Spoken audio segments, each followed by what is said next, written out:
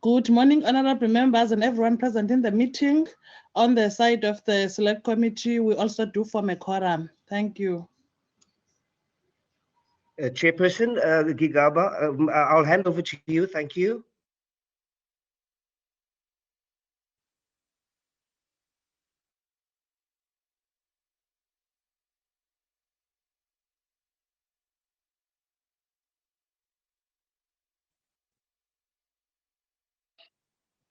Where is our chair?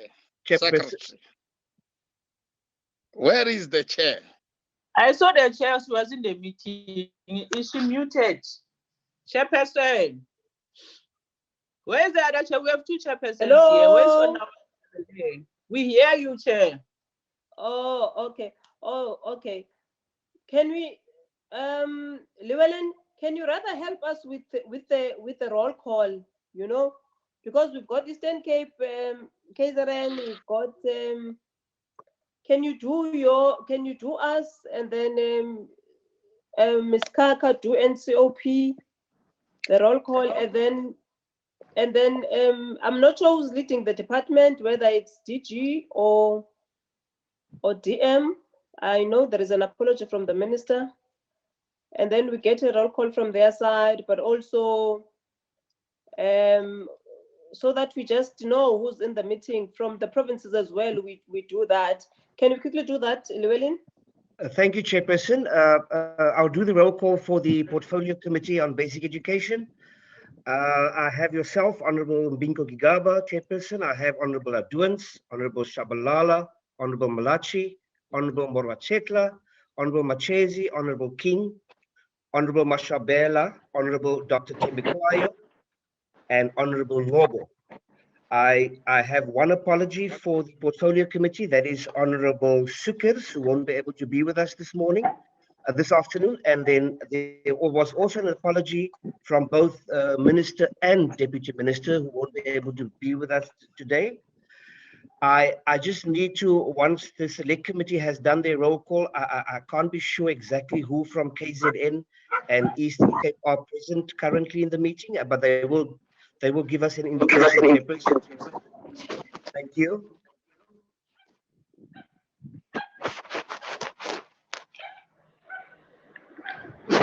Can you help us? Slide chair. I've got the chairperson, Honorable Chabeleng. I've got Honorable Gillion. I've got Honorable Christians. I've got Honorable Ndongeni. I've got Honorable Maleka, and I've got Honorable Lehihi. Thank you.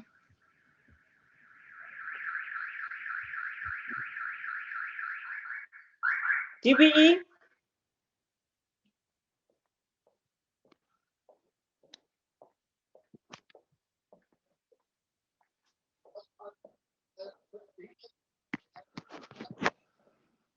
Who's leading the department? Good afternoon, Chairperson. Pat Kuno, the CFO.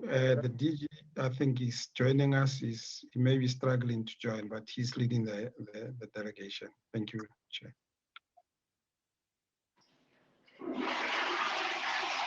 Hi, KZN. Yes, Madam Chair. It's MEC Mshengu here. I am accompanied by the HOD, Dr. Nzama, DDG for Corporate Services, Advocate Masugu, DDG for Curriculum, Delivery and Management, Dr. Mtembu. There is the CFO, Mr. Lal Rambalal. And I think we also have the acting manager for acting chief director for SCM, Mr. Mlangeni. That is the delegation from KZN. MEC, Mr. Peniston is in also. Okay, I forgot the chief director for assessment, Mr. Penningston. Apologies. Thank you so much. Eastern Cape. Thanks, Chairperson. Good afternoon. Is MEC Gade on this side with SG Kotjana, CFO, Mrs. Kese, and also Dr. Noko, the DG for IMO. That's the delegation from the Eastern Cape. Thank you very much, MEC. Thank you very much, Siyabonga. And then we've got also our officials from Parliament, which are part of the meeting. Let me welcome then everybody, since we know exactly who is here. Start by saying that we are co-chairing this meeting with the National Council of Provinces, which is led by its chairperson, Honorable Nchabeleng. And then we've got DPE National. I'm not sure if the DG has managed to log in, but for now is led by Mr. Kunong, who is the CFO. And then from KZN, welcome MEC Mshengu and your entourage. And then from the Eastern Cape, welcome MEC Gade and your entourages. DG uyangena ungena ngengxolo. Ngena chair ndiyabulisa. Uyangena ungena ngengxolo. Welcome. Ngena chair, thank you very much. I'm in chair, thank you. Yakubona uyangena ungena ungxola. Welcome DG. So we were just doing welcome from your provinces, which is KZN and Eastern Cape. Now on our agenda, we've got the presentation by the two departments, and then after that we would have engagements, and then after that we would consider and adopt the minutes of the previous meeting. Can I get the adoption of the agenda? Chairperson, just before the adoption. Yes. Yeah, I think it would be prudent of us to agree on the time frames for the two presentations, so that we do not rob John and give it to Mark unnecessarily. I would so propose. Thank you very much. Okay, we are taking note of that. Can you adopt then the agenda? Maybe I should also move that this agenda be adopted as is. Thank you very much. Any seconder? I will second, Chair. Who is that? Mashabalala. All right. Thank you. Thank you very much, Mashabalala. And then on the apologies, can you lead us, Llewellyn? Thank you, Chairperson. I've only have apologies for Honorable Sukers for the Portfolio Committee. And of course, I have received apologies from both Minister and Deputy Minister, who won't be able to be with us this afternoon. Okay. So those are the apologies that we are having. Any apologies from the NCOP side?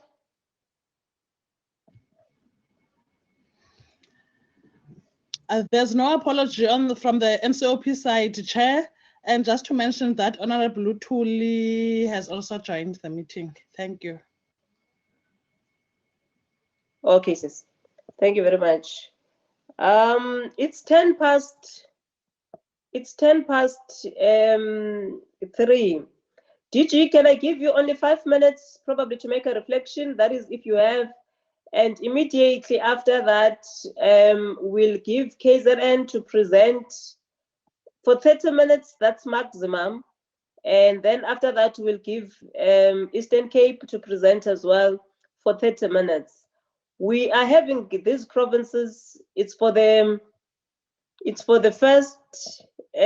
first provinces that we are having as portfolio committees. We have decided to engage directly with provinces on the impact that COVID has done in provinces, and fortunately or unfortunately, we are starting with most rural provinces, which is yourselves that are here. But generally is to know how did you manage to deal with the issues of COVID-19? Were you able to cope? And the funds that you were allocated, were you able to use them effectively? If not, what were the issues that were raised by the Auditor General? And how did you respond to the issues that the Auditor General have raised? And all other issues that might have impacted the departments, both negatively and positively, we would have wanted to know. And you would understand we are doing that because education generally is a priority of this country. So where we are at a national level, we are not closer to the people like yourselves. So that's why we thought it's important that we have this interaction with yourselves, so that we see how have you dealt with the pandemic in general. So without wasting any time, Director General Mweli, can I hand over to yourself?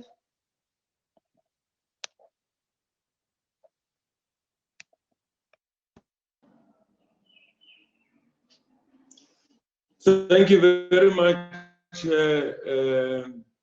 Let me also just indicate that as the apology of the minister has been tendered, both minister and deputy minister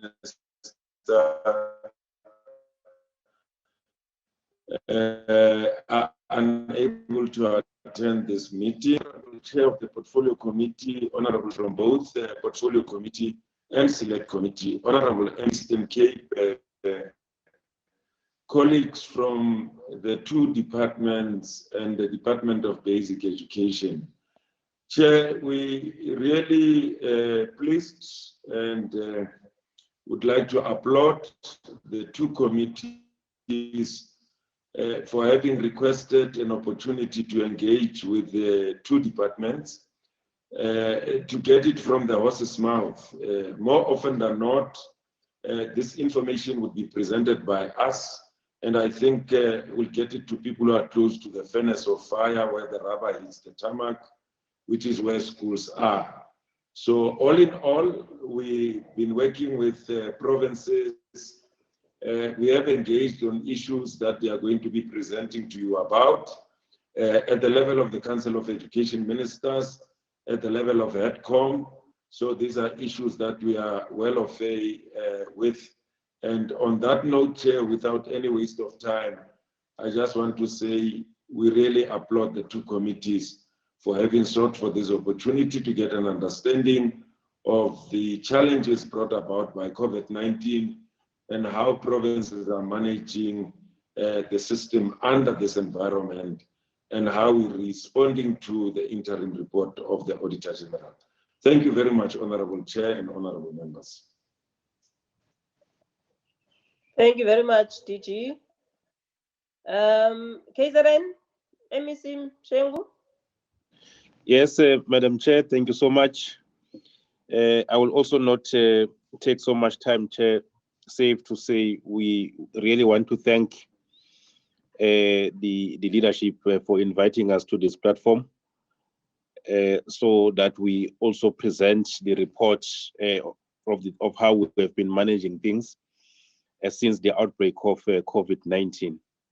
It's an important platform, Madam Chair and all honorable members, because it will also allow us to separate facts from fictions.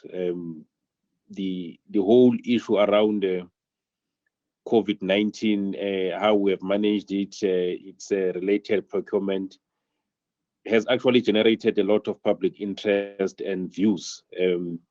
Some of them really not based on any factual basis, but views that have actually found themselves in the public domain, unfortunately. Chair, our report will tell the story as it is. Where there has been shortcomings, we are open to accept that indeed in these areas we did not perform well.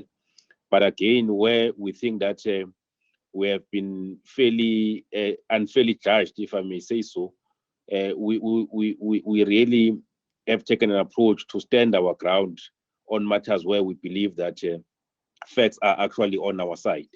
So we were hiding nothing, and we're masking nothing from our report. And as I'm saying, Chair, we'll tell things as they are. The report will cover the work of the department pre and during the hard lockdown, as well as during the period where we started to reopen our schools, but also the findings as made by the Auditor General in relation to the procurement made.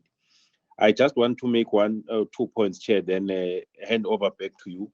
The first one is that the Auditor General's report has actually assisted us to uncover instances really of what we believe is corruption in the department. And based on that report, people have been suspended, senior people within the department have been suspended and are taken through disciplinary processes. Some may argue that there has been no what we call proper systems in place and all of that. Where we think we should have strengthened them, Chair, we also do indicate. But also, we do make a point that, systems are made by the people and are broken by the people. There is law, there are laws, there are prescripts, there are treasury notes that are in place, and they are known, but people decide to transgress with the hope that they will not be caught. And our stance as a department is that we will not coexist with any form of corruption. That is why we have acted instantly where Auditor General has given us a report of instances of malpractices. The SIU is also still in conducting its investigation in the department.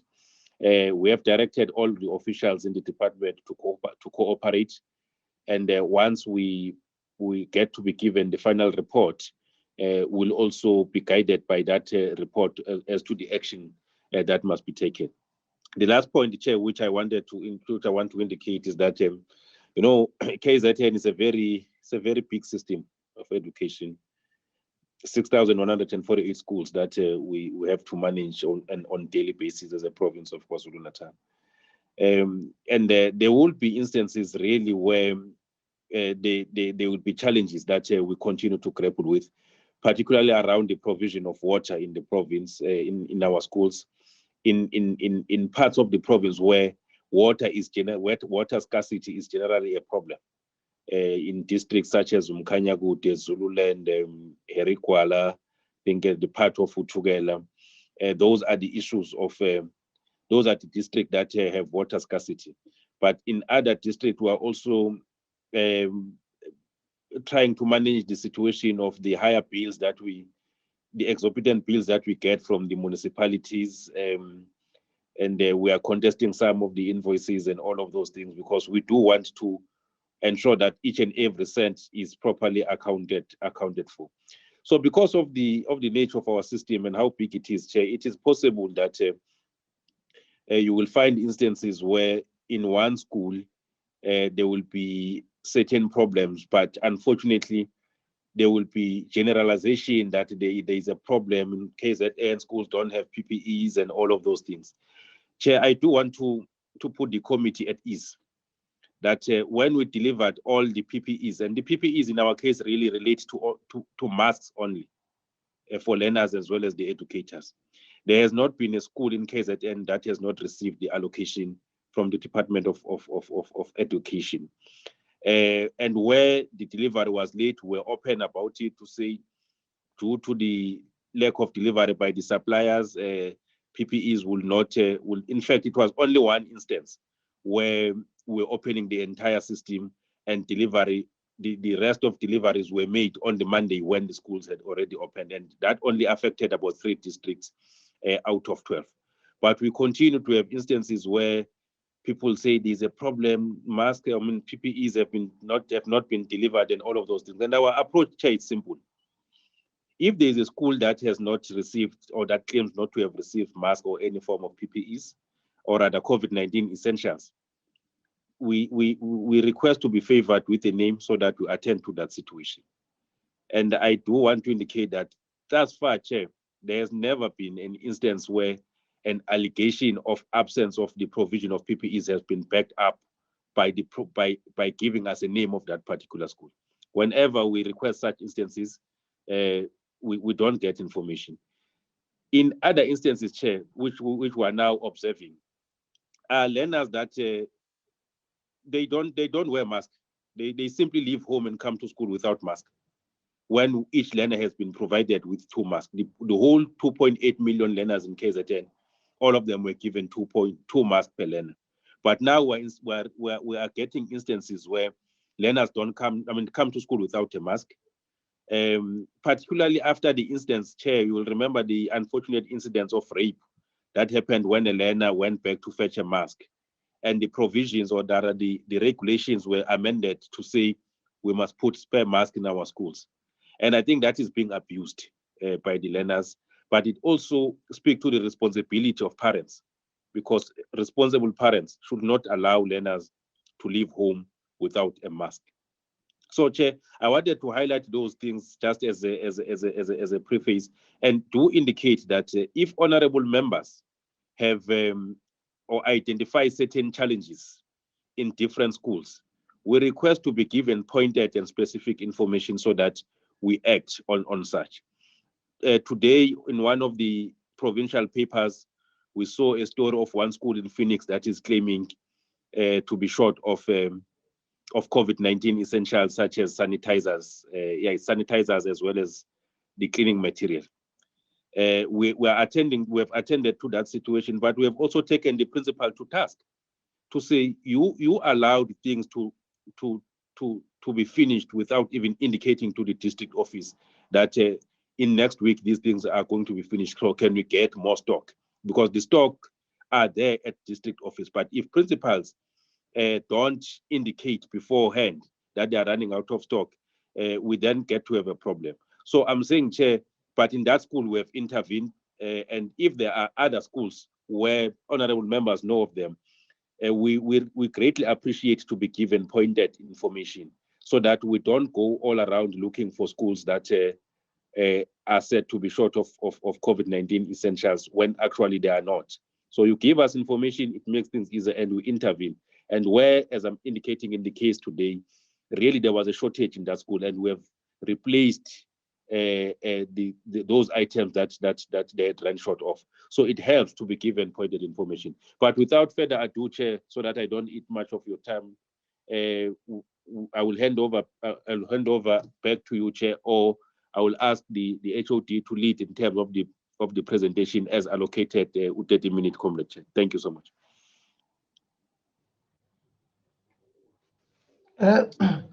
Honorable Chair and honorable members from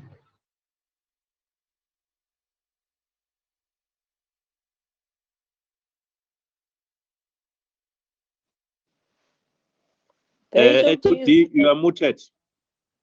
Oh my God. Yep. Okay. Thank you. Honorable Chair and honorable members from board committees, I thank the opportunity. I've got Dr. Mtembu, the head of curriculum, and our presentation is long, but we'll try and be as quick as possible. We will be followed by CFO in that sequence. They will both present a report. CFO will be responding to COVID-19 essentials or procurement, but it will be at the end, a few slides where there was full explanation as to how we procured, including touching base with the issue of responses or findings from the Auditor General. But Dr. Mtembu will talk to the question of curriculum in relation to the impact of COVID-19 pandemic. Without any waste of time, Honorable Chair, let me request Dr. Mtembu to take us through the report, and I think it's going to be beeped on the screen straight away. Dr. Mtembu, please do, and be as quick as possible, because 30 minutes will be expected to present 2 reports to respond to 2 questions. Over to you, Dr. Mtembu.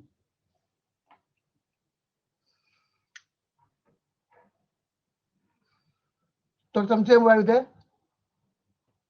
Yes, thank you, HOD. And may I then have the presentation beamed?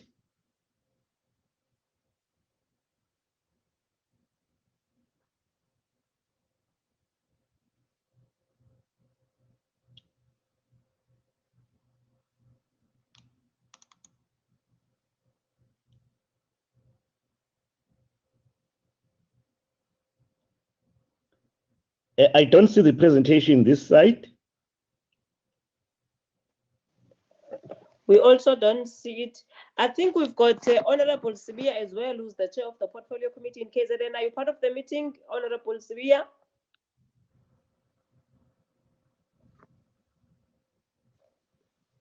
Slalo?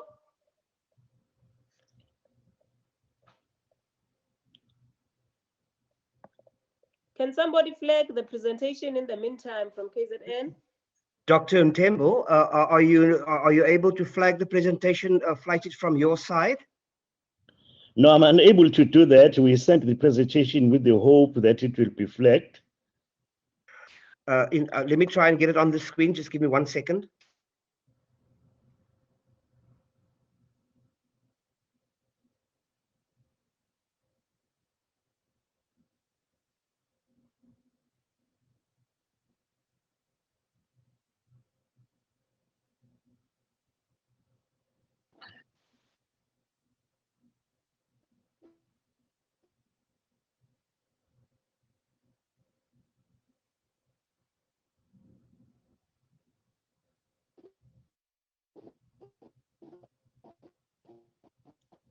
Thank you. Thank you, Chairperson. Yes, it's Honorable Sibia. I'm part of the meeting. A problem with my gadget.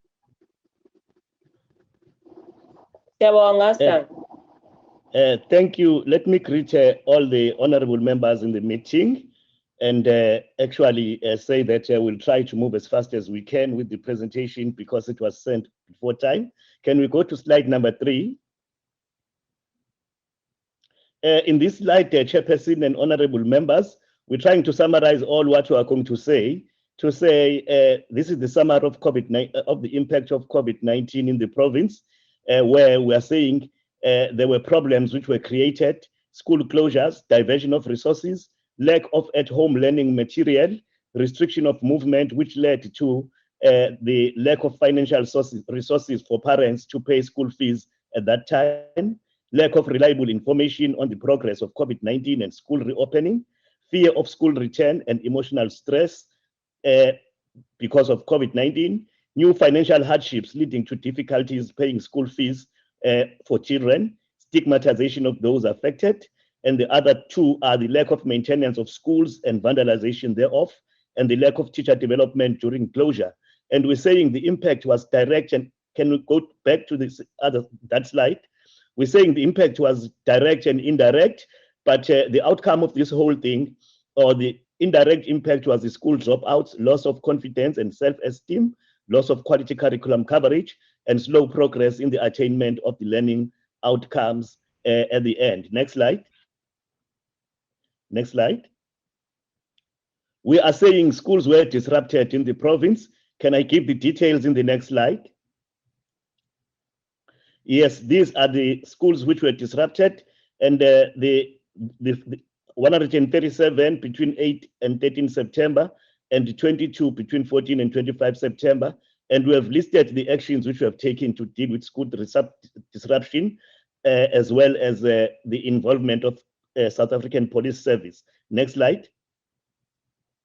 And here we are showing the most recent disruptions, which were in Ilembe, King Cetral, Pinetown, and Uku. Next slide. We're also saying that there were school disruptions which were caused by the infections, where we would wait for the Department of Health to respond, and they closed the school for some days at that time, which caused some of the schools to be sort of subjects of a stop and start kind of curriculum coverage. Next slide. The office disruptions by infections as well was seen in KZN, where we had to close offices at times, thus affecting the delivery of services to the public in departmental offices. Next slide. We're going to go to the vandalization of schools. We're saying the schools were vandalized, as it is known in the country, in different districts with figures there. Next slide. Here we're showing that the schools which were vandalized and the progress in repairs. And to say we have actually 467 schools which were vandalized to 25th of September and up to 25th, from 26 March, and from 14 September, one school, which is 468. But we have managed to repair all those schools in terms of minor repairs. Next slide. Then we actually flagging the measures that we have taken as a province to ensure that we stop the vandalization of schools. The main thing being to have the people who are called infrastructure champions.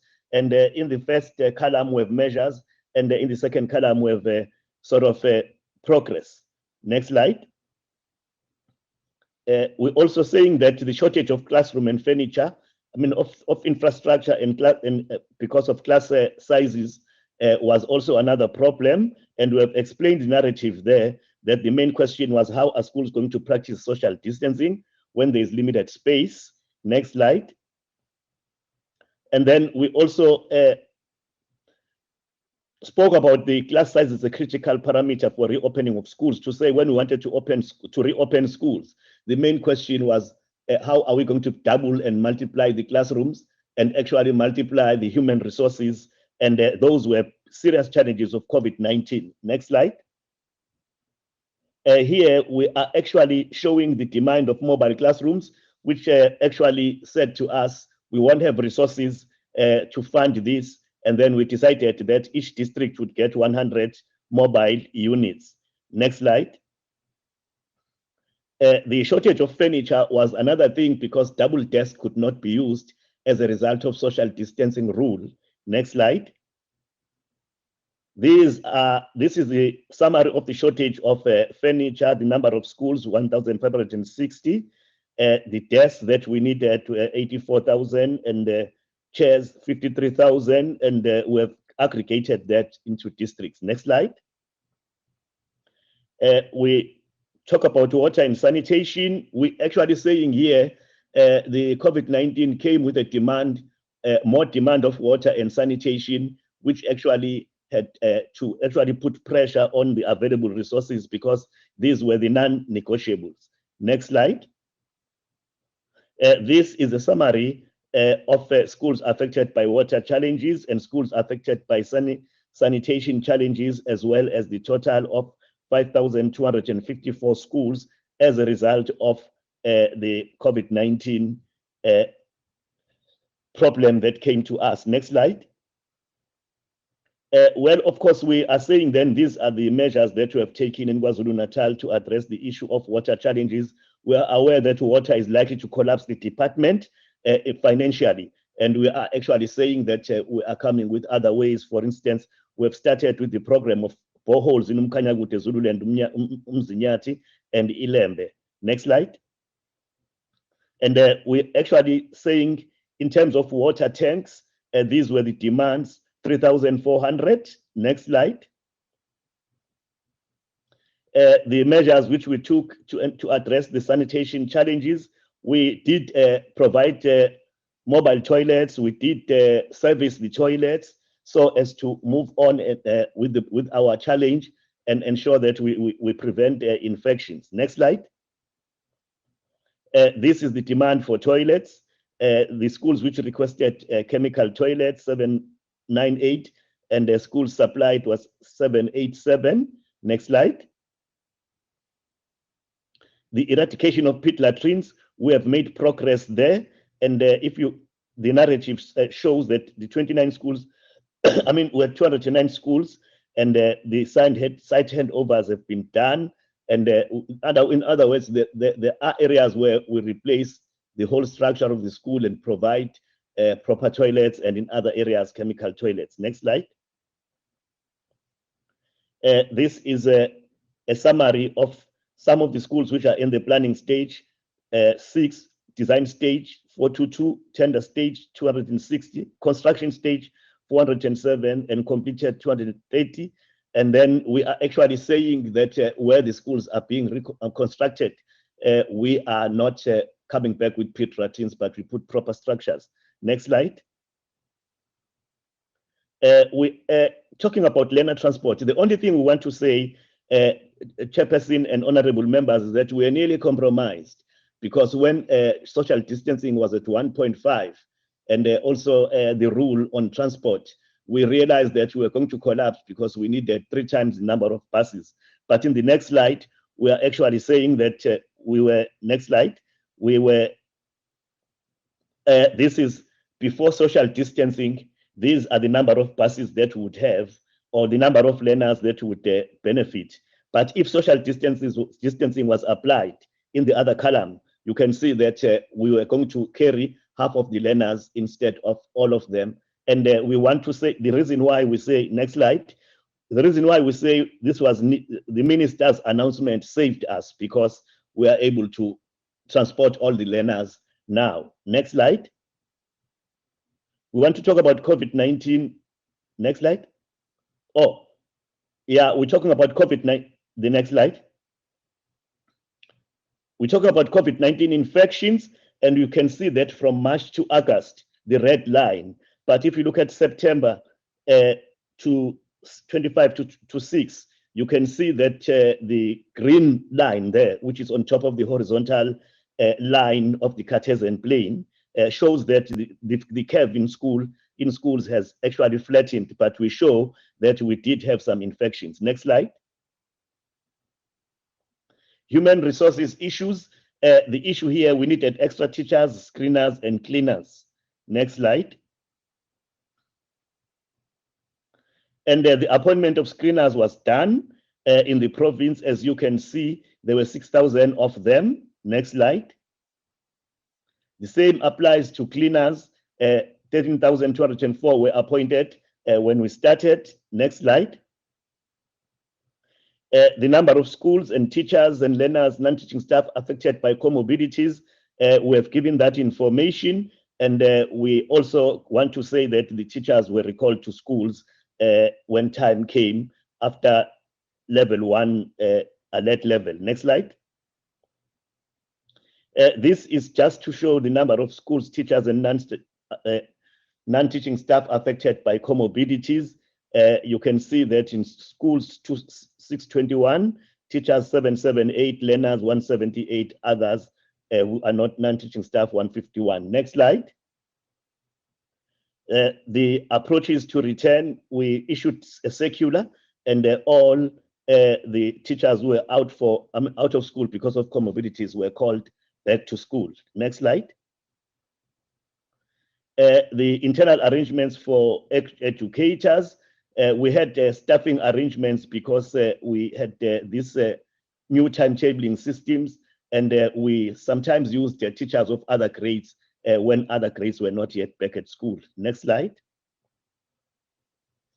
The provisioning of educators, we have those figures, more than 5,000 applied for concessions, 5,206 were approved, and 764 were not approved. Next slide.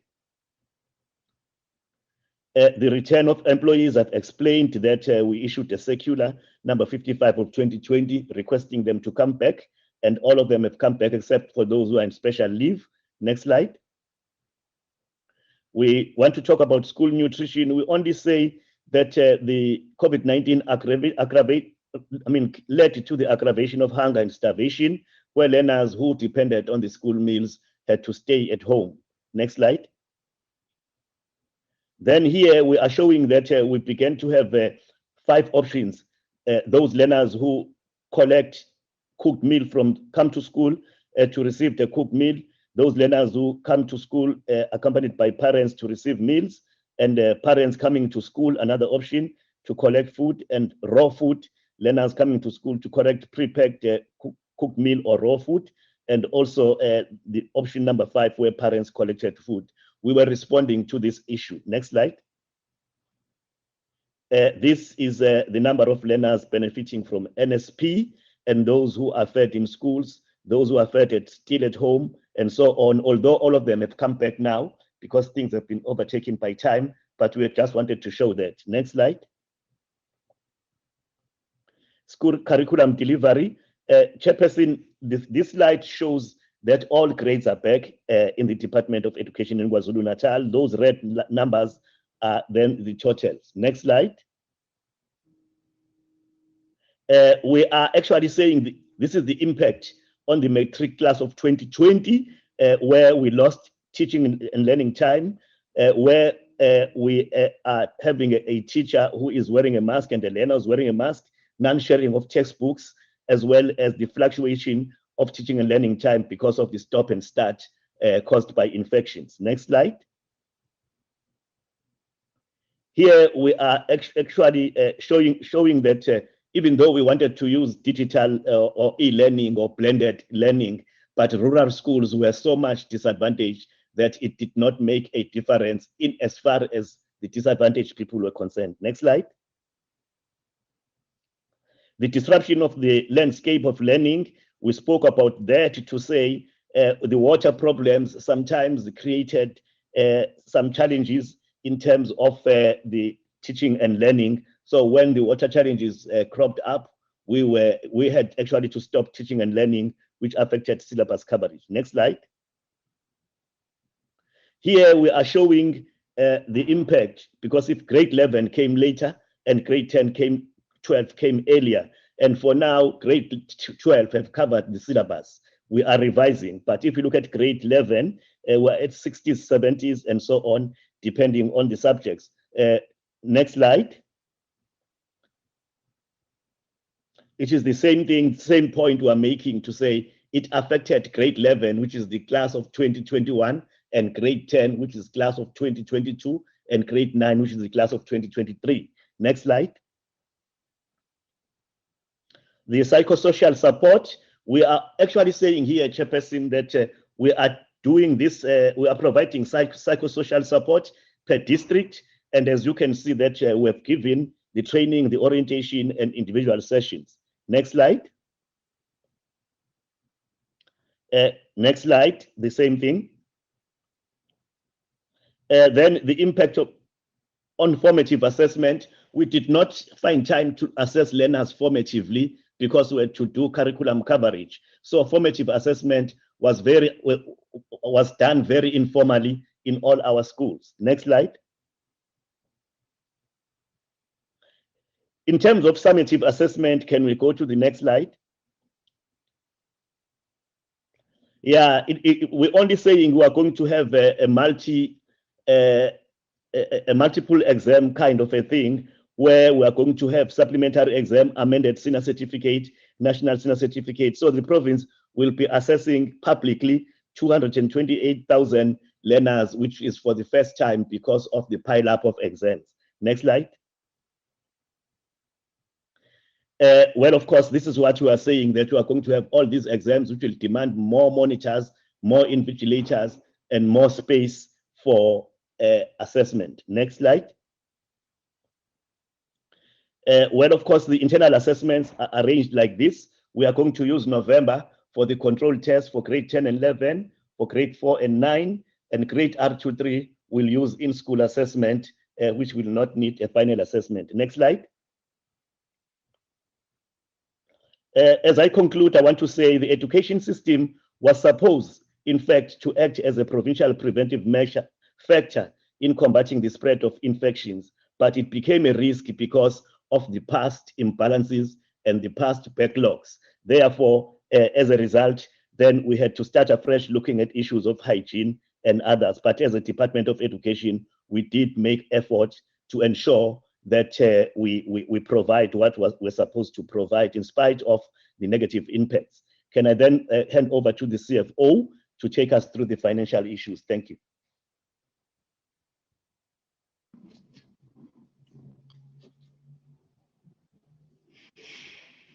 Good day, honorable members, honorable chair, and colleagues.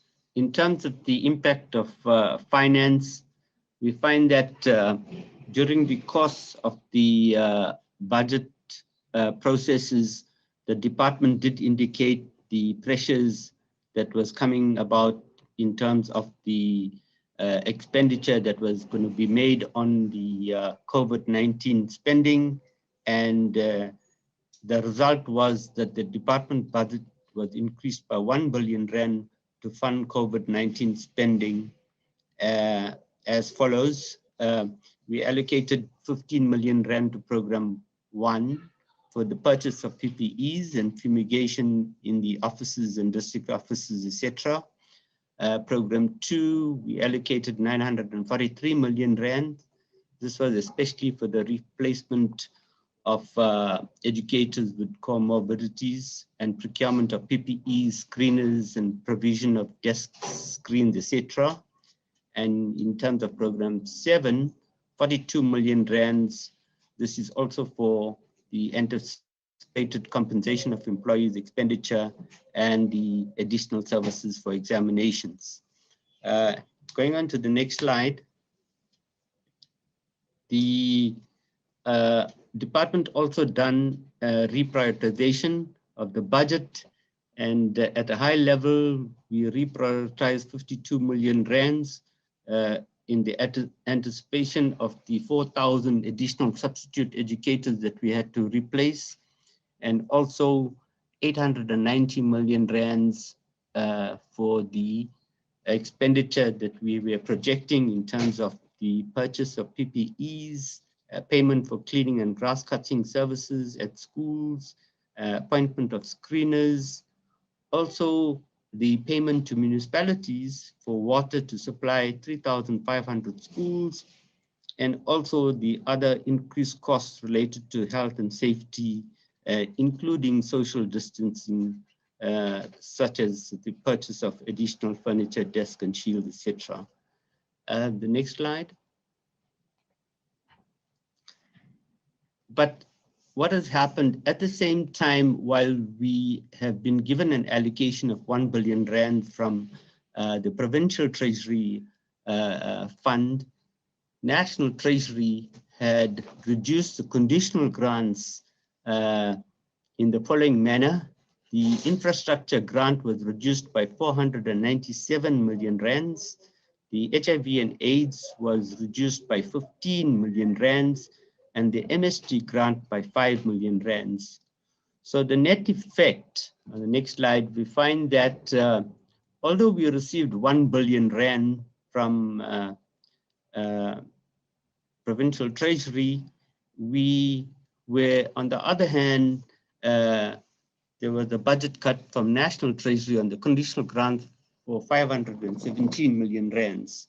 So the net effect was 482 million rands.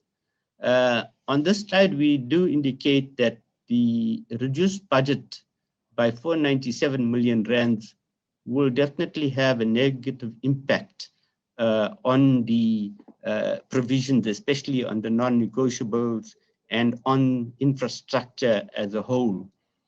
We are indicating that these cuts will cause a lot of issues in terms of the affordability of upgrades to 467 vandalized schools, projects, about 21 projects which were already in progress and committed.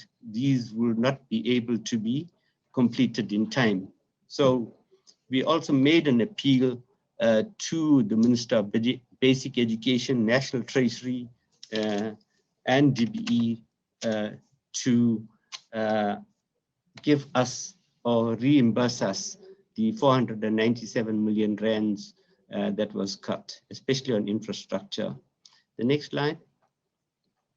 I did indicate that the net effect was 482 million rand. At the same time, we find that we also looked at repurposing the conditional grants. The nutrition program, there was a saving of about 206 million rand because of non-feeding in the first few months. And these funds were repurposed for PPEs and also for training and also to procure mobile kitchens of 57 million rands. The MST, LPID, there were small changes made there in terms of compensation of employees by 2.5 million, and also the learners with profound intellectual disability grant repurposed 3 million rand toward the procurement of PPEs, together with HIV and AIDS, where we repurposed 10 million rand for the procurement of PPEs. On the next slide. We did, as I initially said, projected a shortfall presented to Treasury and Cabinet of 2.2 billion rands, and also reprioritized 450 million rand within our own baseline. So once again, the net effect of receiving the 1 billion rands and the budget cut on the conditional grant left us with the 482 million rands. So going forward, honorable colleagues and honorable members, we find that the expenditure to date is almost 744 million rand, with a further 251 million rand commitments being made, totaling to 995 million rands. So we are expecting a shortfall in our IOM of approximately 1.172 billion going forward. Thank you. Honorable Chair, as previously, if you need me to continue with the next presentation on the AG findings, I will do so. Yes, please continue, CFO. Thank you. Sorry, Luwen, can you just project the AG findings?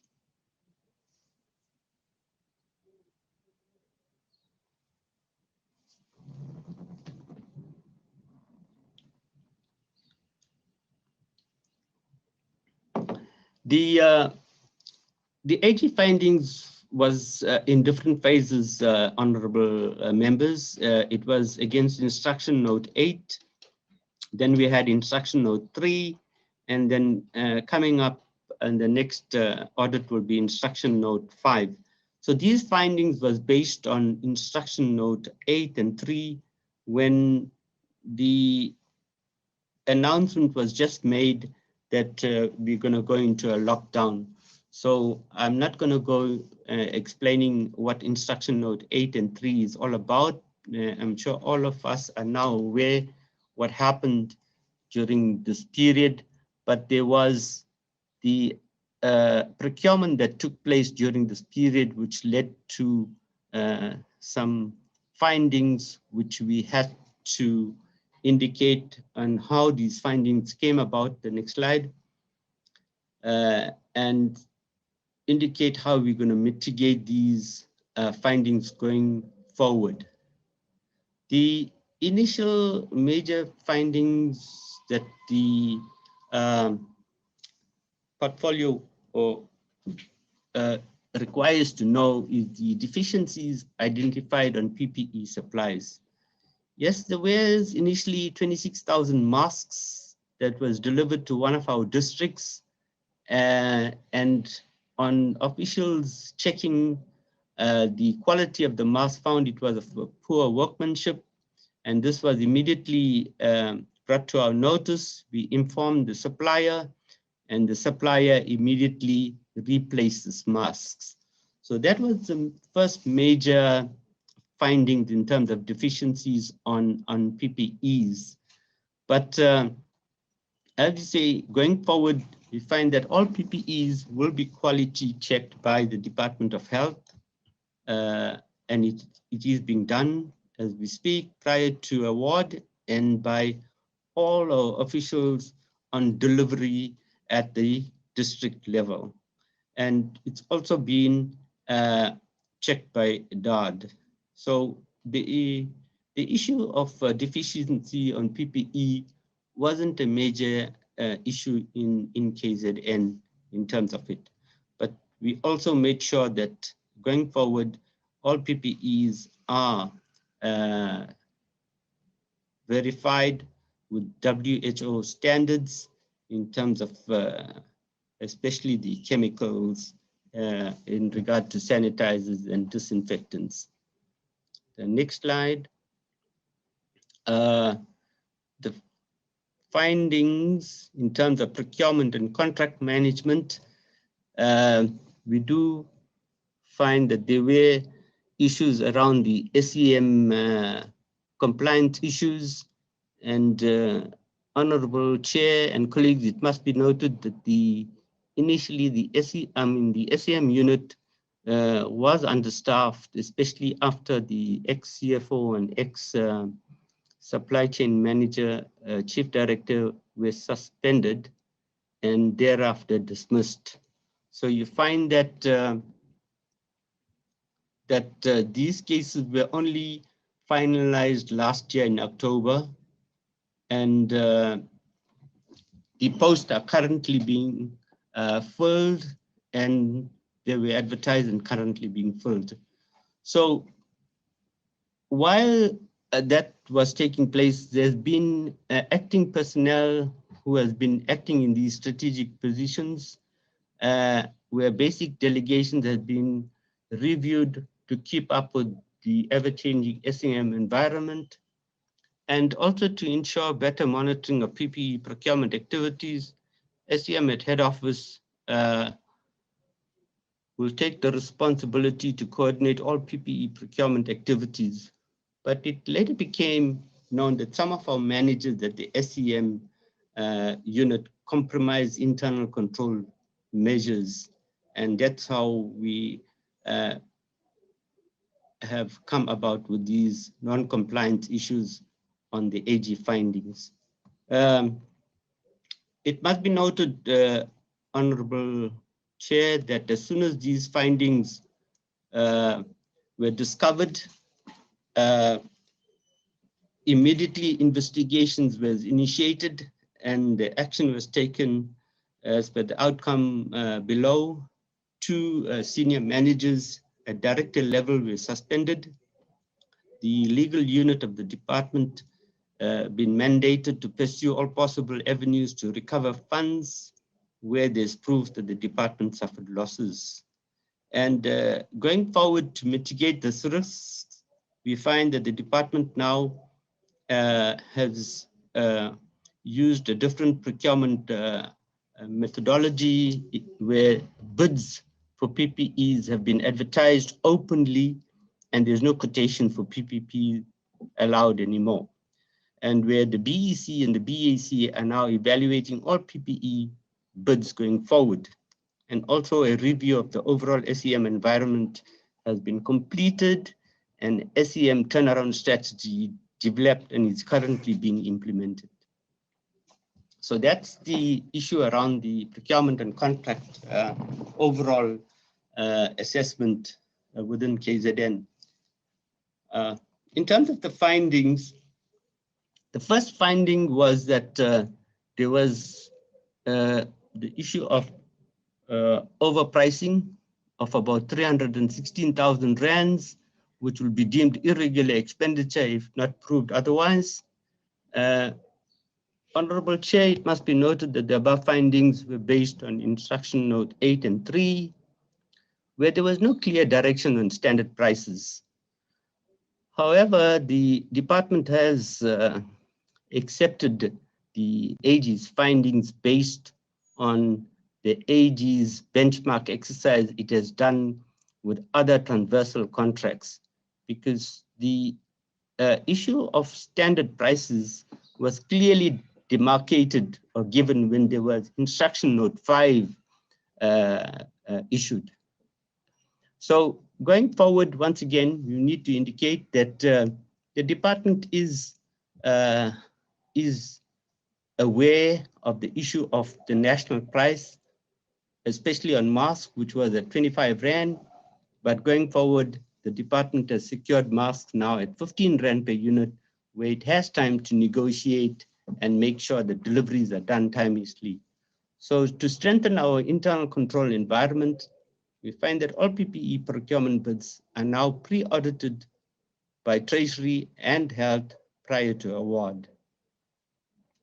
In terms of the findings could not be avoided initially, as we indicated, there were no clear price guidelines issued with instruction note 8, and the SEM manager and the quotation committee failed to benchmark with other departments such as DOH, who have vast experience in such specialized items. But I must say that also the time was limited. But in terms of the AG findings, it was overpriced, and this was one of the findings in terms of the investigations where the outcome eventually resulted in the SEM manager being suspended. Going forward, we find that all prices paid by the department since the lockdown are being investigated, and where suppliers are overpriced, recovery processes will be initiated through the legal services. And also the names will be submitted to National Treasury for possible blacklisting and being removed from the central supplier database. In all our findings, honorable members, it was these two directors who were part of the evaluation and awards processes. So I won't repeat myself. In all the findings, these two directors were found guilty and are suspended in terms of it. On the next finding, where there were evidence that the quantity of delivered goods does not agree to quotation and invoice, the AG has found that there was goods to the value of 61,000 that was not delivered. And once again, the department did find this and has suspended these two senior officials, but also at the same time, a recovery was made by the supplier, where initially there was a quotation for 750 milliliters of sanitizers, and the quotation received was for 500 milliliters. And this discrepancy was not detected at the time of evaluation. And once this was noted, the supplier was notified and duly delivered the additional stock to make up the differences. So going forward, we once again are indicating that the Quotation Evaluation and Award Committee will ensure compliance with specifications. All reconciliations must be done and checked by the end users and the DDD supply chain management before payments are made. Also an EF73, which indicates that the end user has received all goods in a satisfactory condition. So in terms of mitigating this risk going forward, these will be double checked and triple checked before any payments are being made. The next finding. Yeah, we find that the issue of 3 written price quotations, once again, the SEM director failed to ensure compliance in obtaining 3 quotations, and they were found guilty in not complying with this SEM policy, and they were suspended regarding this in terms of the finding.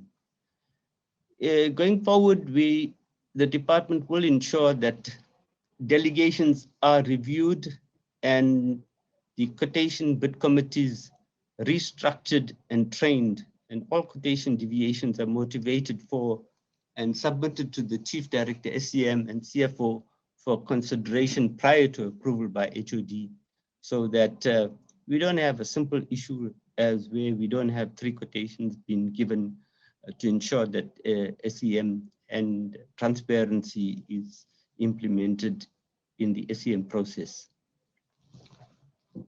The next finding is around quotations applied from suppliers who were not registered on the CSD. Here, once again, on the investigation, it was found that the officials once again were non-compliant and found guilty, where they didn't properly check the registration of companies on the CSD, and they made an award. So going forward, we are indicating that the nomination committee will firstly verify suppliers on the CSD prior to quotation, so that this can be avoided going forward, so that all suppliers must be verified on the central supplier database and ensure compliance before a quotation or before they've been called for a quotation. On the next finding, also awards made to suppliers who are not tax compliant. We are indicating that going forward, that when the suppliers are being asked for a quotation, they need to produce a tax compliance certificate. And when they are being paid, they also need to produce a tax compliance certificate. Now, you find that once again, in terms of the SEM policy, the SEM managers fail to ensure compliance regarding tax compliance. But it must be indicated, Honorable Chair, that these suppliers were eventually tax compliant when payment was made. But nevertheless, it is a finding that they were non-compliant when the award was made. So these findings going forward will be mitigated in terms of proper SEM policies being implemented. The next finding, cover coating, we find that there was cover coating also been found in the AG's report. And we find that the nomination committee and the SEM director failed to ensure that the basic conflict of interest is verified in the CST, where it should have been identified and immediately corrected. But once again, the SEM director, together with the end user who was involved in this process, did not check the issue of the directorship of these owners of company, and they were eventually seen or found to be cover coating. Investigations conducted, and the legal services have also written to these suppliers to allow them to make representations as to why they should not be blacklisted, and a request being made to National Treasury to remove them from the central supplier database, as it is also the ownership of the suppliers that they are aware if they supply 2 or 3 quotations with the same directorship, it is cover coaching. Going forward, we find that the CSD report will be reviewed by the nomination committee prior to an invitation to a quote. All SPD4 forms will be or must be submitted and checked for possible conflict prior to awards. So this will avoid the issue of cover coaching going forward.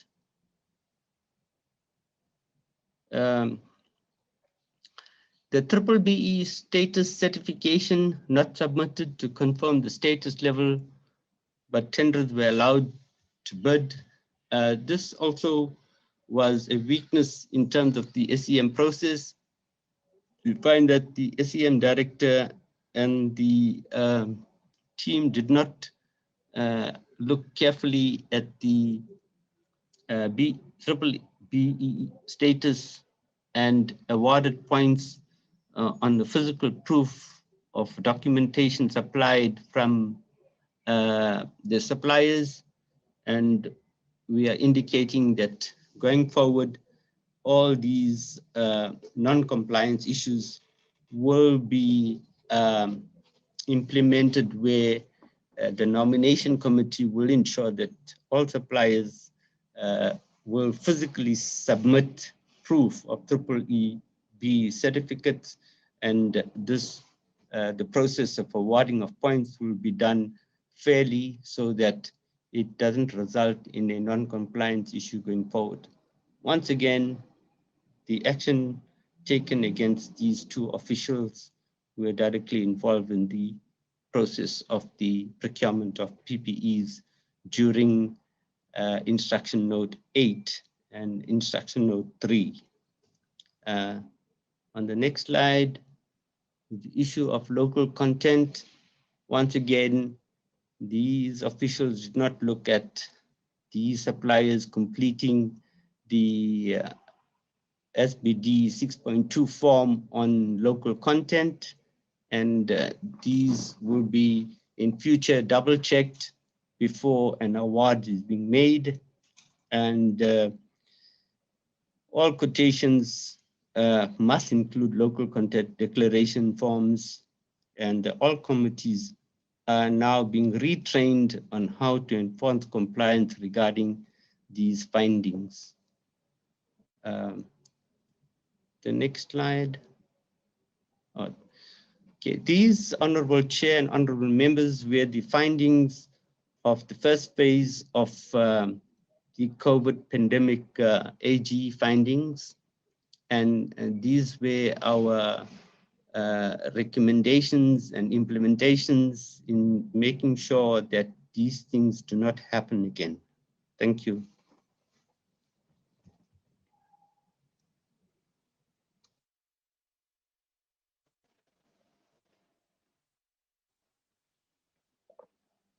Thank you very much, CFO. Eastern Cape MEC, Gade. Thank you, Chairperson and members of the committee, officials of both national government and provincial governments that are presently here. Can you allow us, Chair, to split the two reports into two? The one that deals with the procurement in the period under review to be led by the CFO, and also the one that talks to the schooling system and how it has responded in the period under review. Without wasting time, through you, Chair, can I invite the CFO to present the first report? Mamukese. Thanks, Honorable MEC. Afternoon, Honorable Chairperson, Honorable members, DG, my SGs, and my colleagues. I will take through the presentation for the PPE procurement that we embarked on as a department, and also the AG findings that we subsequently received as when they came to audit, but also with the SIU and our legal colleagues that have further done some investigations on the matters. As Eastern Cape, we didn't get any funding for the PPEs. We had to reprioritize within the budget of the department, also using the EIG budget. The first slide, Honorable Chairperson and members, is that as Eastern Cape, initially we opted to use the National Charter Transversal Contract for the supply of the PPEs. However, after we have submitted our requirements for PPEs, and National Charter indicated that they don't have capacity anymore, so provinces must continue and procure on their own. And then as Eastern Cape, we had then to do the procurement in terms of advertising. On the next slide, Honorable Chairperson, we are indicating that we issued out expression of interest and requested quotations from various SMMEs, and this was advertised online. We wanted at least to make sure that we get as much of our SMMEs as possible, as that was a model that we have chosen as the Eastern Cape Department of Education to use, was to use the SMMEs in the province. The responses that were received, Honorable Chairperson and members, was more than 6,000 applications that were received from our SMMEs that responded to the advert. Of course, we needed to make sure that we comply with the prescripts as I have indicated on that slide. In the next slide, Honorable Chairperson and members, is that as I've indicated that we opted to use the model of appointing SMMEs for the acquisition of PPEs. The next slide. What we did just to make sure that the processes of procurement were compliant with everything that we needed to do. We appointed a forensic audit firm that assisted us as Eastern Cape to ensure that in terms of the processes of appointment and process of supply chain, we followed proper processes. So they did probity on the process that we took. And we wanted to be proactive to prevent any irregularities when it came to the process that we took, Honorable Chairperson and members. Having said that, also our own internal audit, risk management, our internal control unit and supply chain, they were also involved in what we had to do as a department, then took that to the property section just to make sure that whatever we did was in compliance. In the next slide, Honorable Chairperson and members, we are just indicating here that out of the responses of our SMMEs that showed interest, we then appointed 262 SMMEs that delivered across the province the PPEs. And we are indicating here that we made sure that the prices that we advertised or we appointed this SMMEs on were within the National Treasury list. And in instances where prices were not in the National Treasury list, we took an average price just to make sure that we were not charging over what National Treasury gave as a guide to the provinces. We're also indicating here that for our public ordinary schools, those are the items and PPEs that we acquired. Then for our special schools, those were the items that we acquired on PPEs, Honorable Chairperson and members. In the next slide, we are indicating the measures that we took to address, proactive measures that we took to address any poor quality in terms of our PPEs. What we have done, we made sure that the specifications that was advertised was also sent to our districts and school principals to ensure that they are aware of what is it that will be delivered. We also designed as a department the GRV, which is what will be signed at school level, just as proof that the school received the goods, where the school will sign, whether it's the SGP or school principal, and also there's a stamp at school level that is an evidence that the quantities were received. And we also ensured that we have circulars that we're communicating with our suppliers, notifying them of that the poor quality won't tolerate that and it won't be paid. And also that in terms of our schools, these are the things that they need to make sure that they are signing for. They must not sign for things that were not delivered. The proof of we designed a standardized proof of delivery note, which was given to the service providers to make sure that the school principals do sign on those and put a stamp. Because of COVID-19 regulations and social distance and also the risks that were associated with hard copies, we also had an online electronic submission where service providers will upload their proof of delivery notes. And also our school principals had access to that application to ensure that they would from time to time be able to see what is it that the suppliers have given to head office for us to make the payment.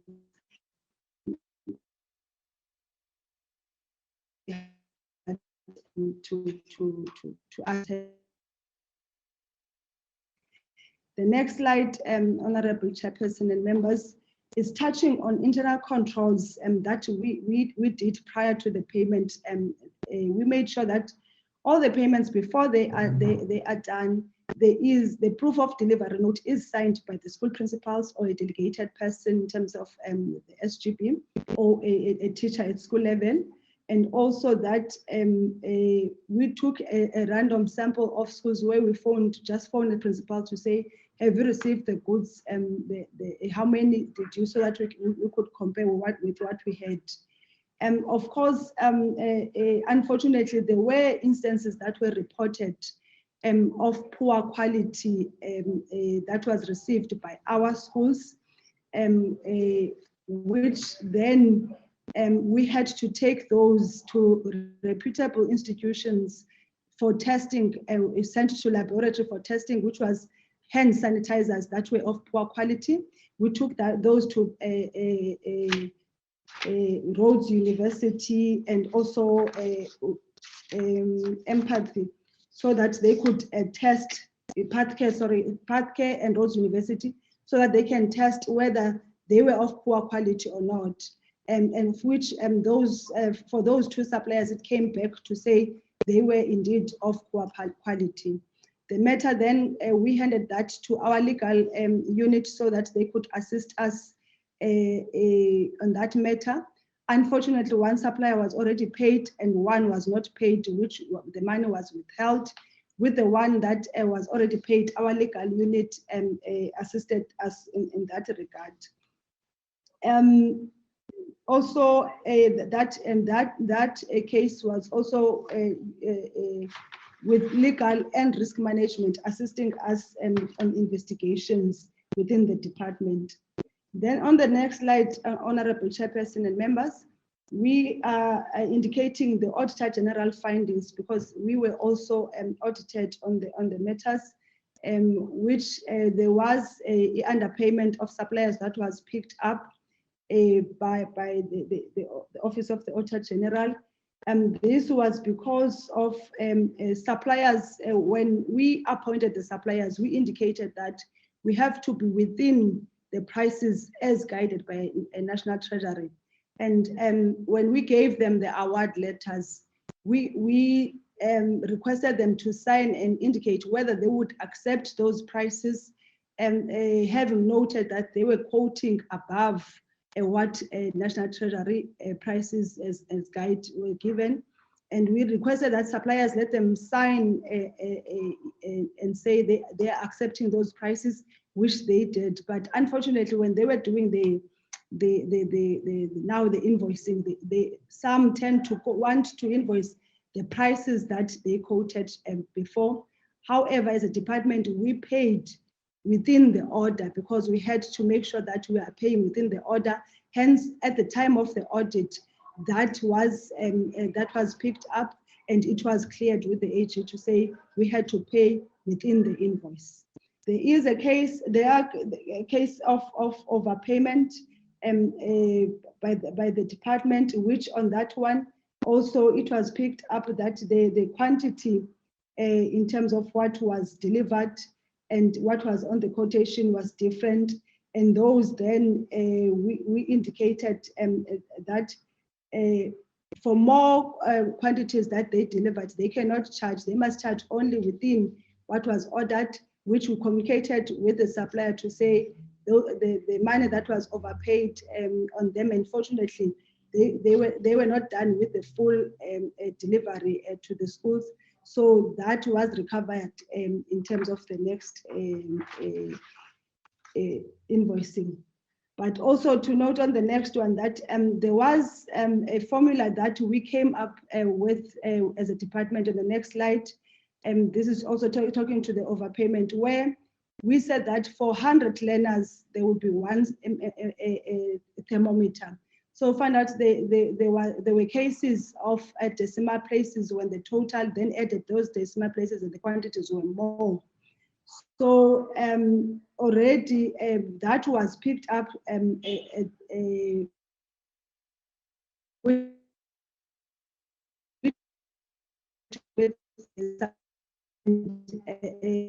for them to indicate that for those that they have delivered, which is more, then we will only be paying for what was within the order. And for those that have delivered less, they needed to go and make sure that they do deliver in terms of what they were given as an order.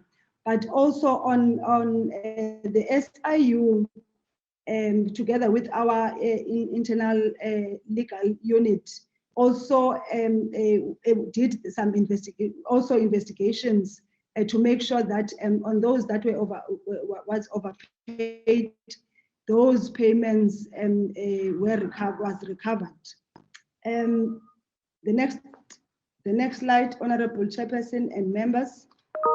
On that one, we're also indicating that SIU came to the department as they were doing their audit. They took the documents with the full population of the documents on PPEs and also some of the gadgets that of the officials just to make their investigations, which we cooperated, and we gave SIU our documents and also the computers, which those were returned, some were returned in terms of the computers the following day, but some were returned later, but the documentation were returned after 3 weeks. And then the other one is we're just indicating here that in terms of the internal controls on those, as I've indicated, of the formulas, there was an overpayment of 373,833. This is just based on the sample that was done by the AG. However, as a department, we went back to the full population just to make sure that there were no any other overpayment of suppliers that we had, and those were communicated to our suppliers. And there were instances where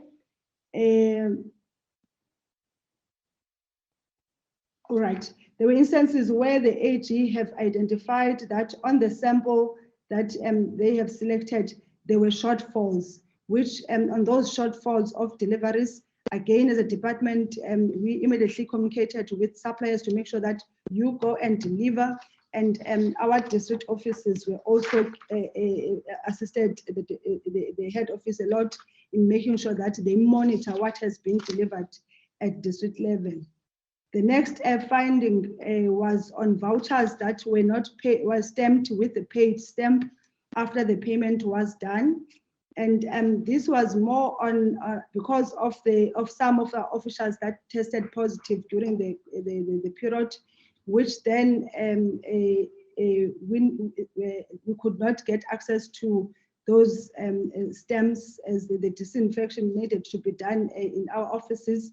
However, subsequent to that, the documents were subsequently paid with all of them with stamps, with the paid stamps, and also that we took a decision that all the procurement of the PPEs, let them be kept in one place so that once they are needed, whether by the AG or SIU, it will be easier and quicker for us to retrieve those documents.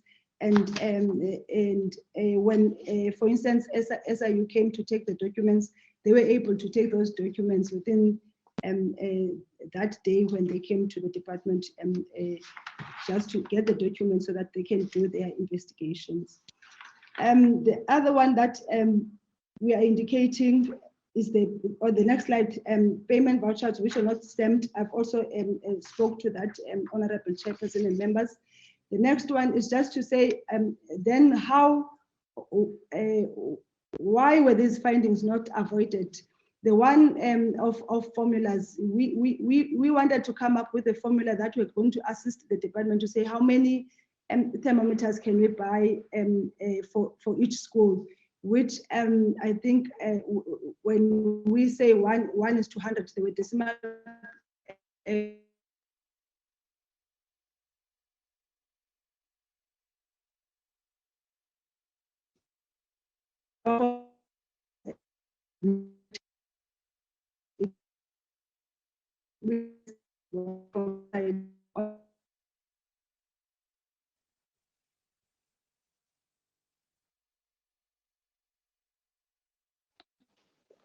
The CFO is breaking.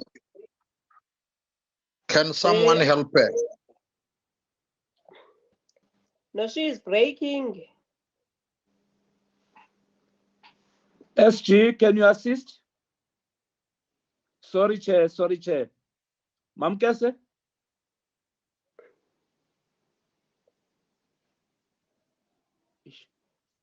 We have lost her. Where is the SG? They are together in the office. Or they are in one? SG? In one? Yes. So which means there will be communication problems then.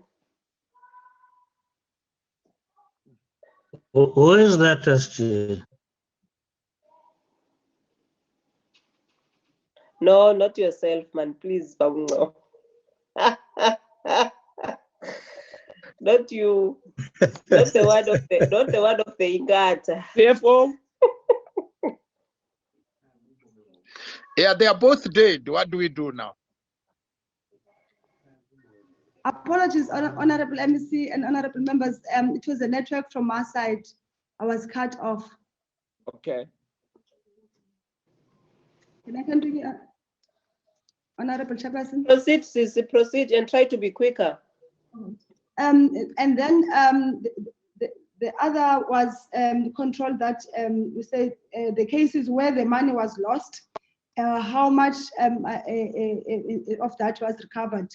With the one supplier that we identified that there was inferior, poor quality, that our legal and SIU in cooperation, they were on that. Immediately when the recommendations and findings are brought forth, we will immediately act on those recommendations by the SIU. And on the next slide, Honorable Chairperson, we are just indicating the sequence of events that are pertaining to the PPE procurement, to say that all this we started on the 19th of March up to the 12th of August. We're just indicating the sequence of events that we followed as a department. The next slide, Honorable Chairperson and members, we are just indicating that because we do not get any funding as a department, we were suggesting that the replenishment of the PPEs is still a question for the province, and that we suggested as a province that let it be decentralized to schools for buying of the PPEs or replenishing where there are shortages, and also that the main focus and to make sure that the risks are managed when it comes to PPEs is that the property must be able to audit the process of PPEs, and also that the quality assurance in terms of provision of what is it exactly that has been acquired and sent to our schools need to be done. And also what is key is the monitoring and auditing of what has been sent to the schools.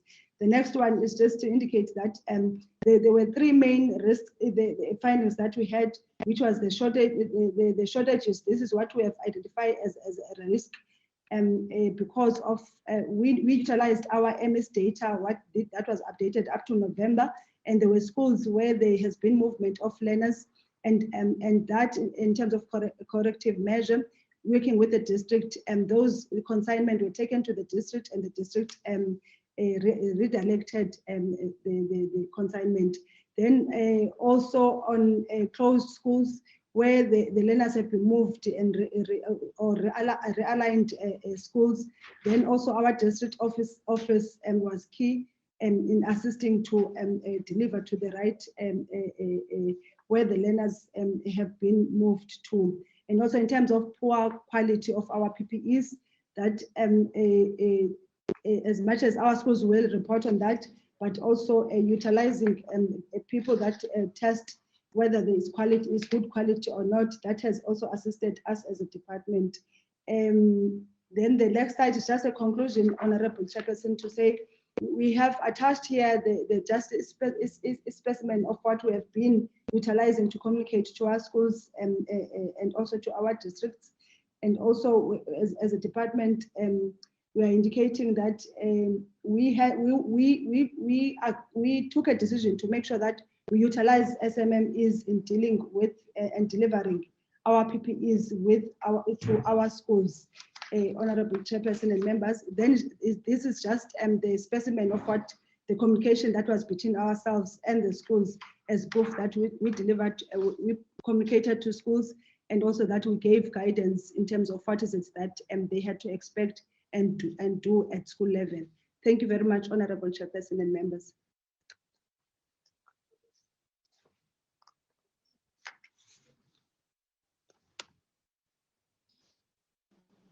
The next presentation. Thank you, Chair. Doc. Thank you, Honorable Chairperson.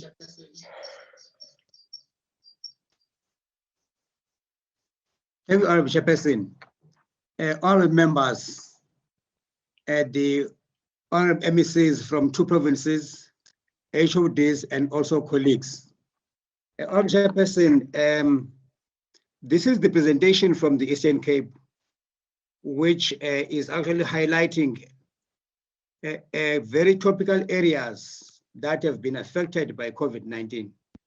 Now, being guided by DPE, we have produced a statistically oriented report, which we update it, weekly, showing or reflecting what is obtaining from our schooling system. Now, the first item is on attendance of schools, attendance of teachers, attendance by teachers. Now, if you look at the presentation, it just shows that as we have been opening schools, this is the reflection of the attendance of teachers, primary school teachers, secondary school teachers, and combined schools.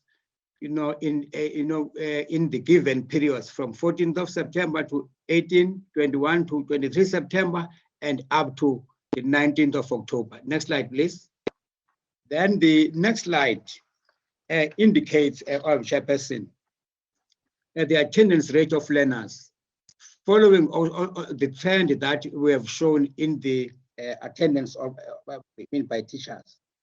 Now, even here, Chairperson, we have split a table here, which shows the attendance by boys and also by girls, indicating the periods from 21st of September to 23rd of September, and also from 28th of September to the 6th of September. Now, when you look at this table, or tables rather, they show up and down, way of learners attending school, but on average, there is a progression from a small percentage up to a percentage that is at least reasonable and acceptable, which is 98% if you look at at grade 12, compared to the 97% in the previous weeks. Now, the next slide, Chairperson, is the slide that indicates that as we are coming back to schooling, here is the number of learners that we term them as potential dropouts now, which means the learners that have not yet come back to school physically, although they get tuition in the form of us providing tuition to learners who have comorbidities and others. The next slide.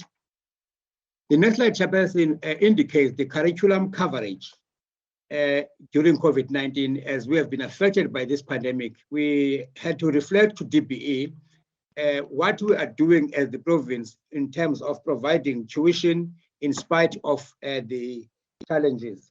We have 2 or 3 columns rather. Our province, the column that shows the grades 1 to 11, and also learners with special educational needs. But briefly in this slide, Chairperson, we are showing that as the province, we have taken tune from DPE of the revised annual teaching plans. We have used them, sent them to schools so that schools can use them. And also the curriculum instructions from DPE that we have received, we have sent them to schools, mediated, and we are also using them. And not only that, but also we have our own provincially customized curriculum instructions, which we have given them to schools so that they can guide our schools properly.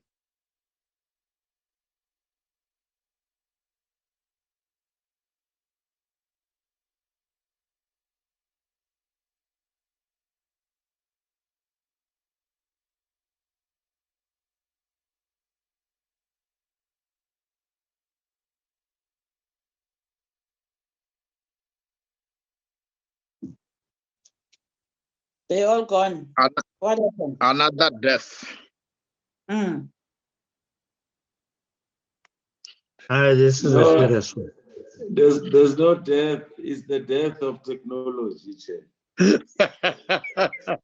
It's a death case in Eastern Cape. Is the inanimates rebelling against human beings.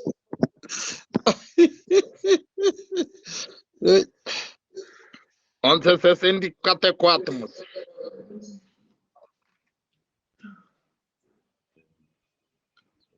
DG, what do you do? Because these are your what Okay. happened now?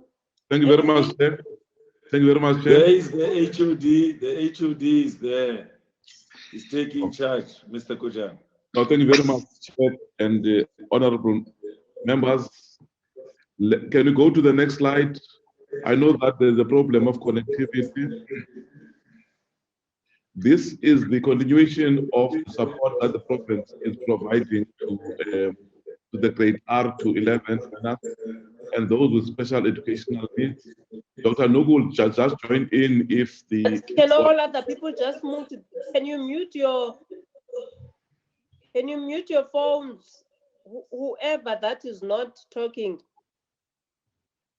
Your gadgets, please. Ukolo, SG, you may proceed. No, thank you very much. Oh. Am I audible now? Yes, you are. Thank you so much, Chairperson. Yes, I was still reflecting on, Chairperson, the support that we have provided to our learners during COVID-19. I was still indicating that our support was mainly to the primary school intervention programs that we have, and also to strengthen reading in particular. Intervention programs that are focusing on mathematics and also foundation phase, teaching reading in indigenous languages, etc., etc. Now, on the next slide, good. The next slide is a continuation that I've indicated, Chairperson, the interventions that we have developed and implemented as the province to catch up with the syllabus coverage during COVID-19 period. Now, this one is actually showing that not only we have developed those interventions, but further, we had virtual support and interventions that were talking especially to the media platform that we have also used, especially in grades R to grade 11 learners who are actually enjoying or benefiting from those media platforms. The next slide. The next slide is actually indicating, Chairperson, the curriculum coverage for grade 11 learners with high enrollment subjects. Now, on average, this is what we have done up to last week, indicating, what we have done, what we have covered, per subject in grade 11 class. Now, which is commendable in the light of COVID-19 pandemic. Now, the next slide again is the slide which shows the curriculum coverage for grade 11 home languages. There is the home languages which are offered in the Eastern Cape, which is up to 90%, isiXhosa, 76 is Sotho, 95 Afrikaans, and also 86 English, which means we are still trying a lot as the province to cover the syllabus in total. Now, the next slide, Chairperson, sorry, indicates our examination section, what we are doing in the province, in the line of examinations. Now, here is a comparison of the public ordinary schools results, Chairperson, of 2020 class with the 5 previous classes for grades 10 and 11, end of the year, and grade 12 first quarter.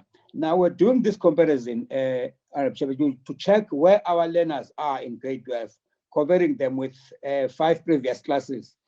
Now, the indication, Chairperson, to date is that by the time we were actually writing the first quarter test, the results indicated that our grade 12 class is actually indicating 78% performance.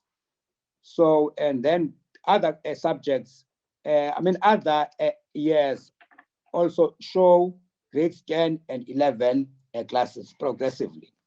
Now, the next slide is actually a way of comparing our marks of the previous years with the current one. We have done so from 2015 up to 2019, and our assessment of grade 12 learners is in progress, so that after we have finished our exams, September exams, we shall be able to fill in that column. Now, same thing applies to the next slide, that we are unable to really comply to this one as we are still writing examinations, and the next slide as well, and also the next one. Now, the slide that I am gunning at is slide number 21. Yes. Now, here in slide number 21, as we are comparing public ordinary schools there, we are now making comparison of the special school results of the 2020 class with 5 previous classes for grades 10 and 11, end of the year, and grade 12 first quarter. Even here on Chairperson, we are at 92% in our class of special schools as at the end of first quarter. Now, which shows that progressively, our grade 12 class is making a move towards a good results. But after COVID-19, we had to stop everything. And then the next slide, therefore, is the slide which indicates the comparison that we've made of marks of preparatory examinations in special schools. Now, we started from 2016 with 61% up to 2019 cohort, which was 62.6%. And then, as I've indicated, in 2020, we are still writing examinations. So in the next update presentation, we shall be able to fill in that form, which will indicate where we are in grade 12 class special schools as the province. Now, the next slide, Honorable Chairperson, indicates our support, as the department, our psychosocial support that we've provided to our schools. Now, here we just indicated numbers, psychosocial support statistics of the previous report is shown here. And then now from the 28th of September to the 29th of September, we're indicating that as the province, we have provided to teachers and non-teaching staff who are 2,197 our psychosocial services support during that period, and also 18,543 to our learners. So those are the people we have reached as the province. Now, the monitoring of the use of masks, which is another new phenomenon in our schooling system where learners use masks.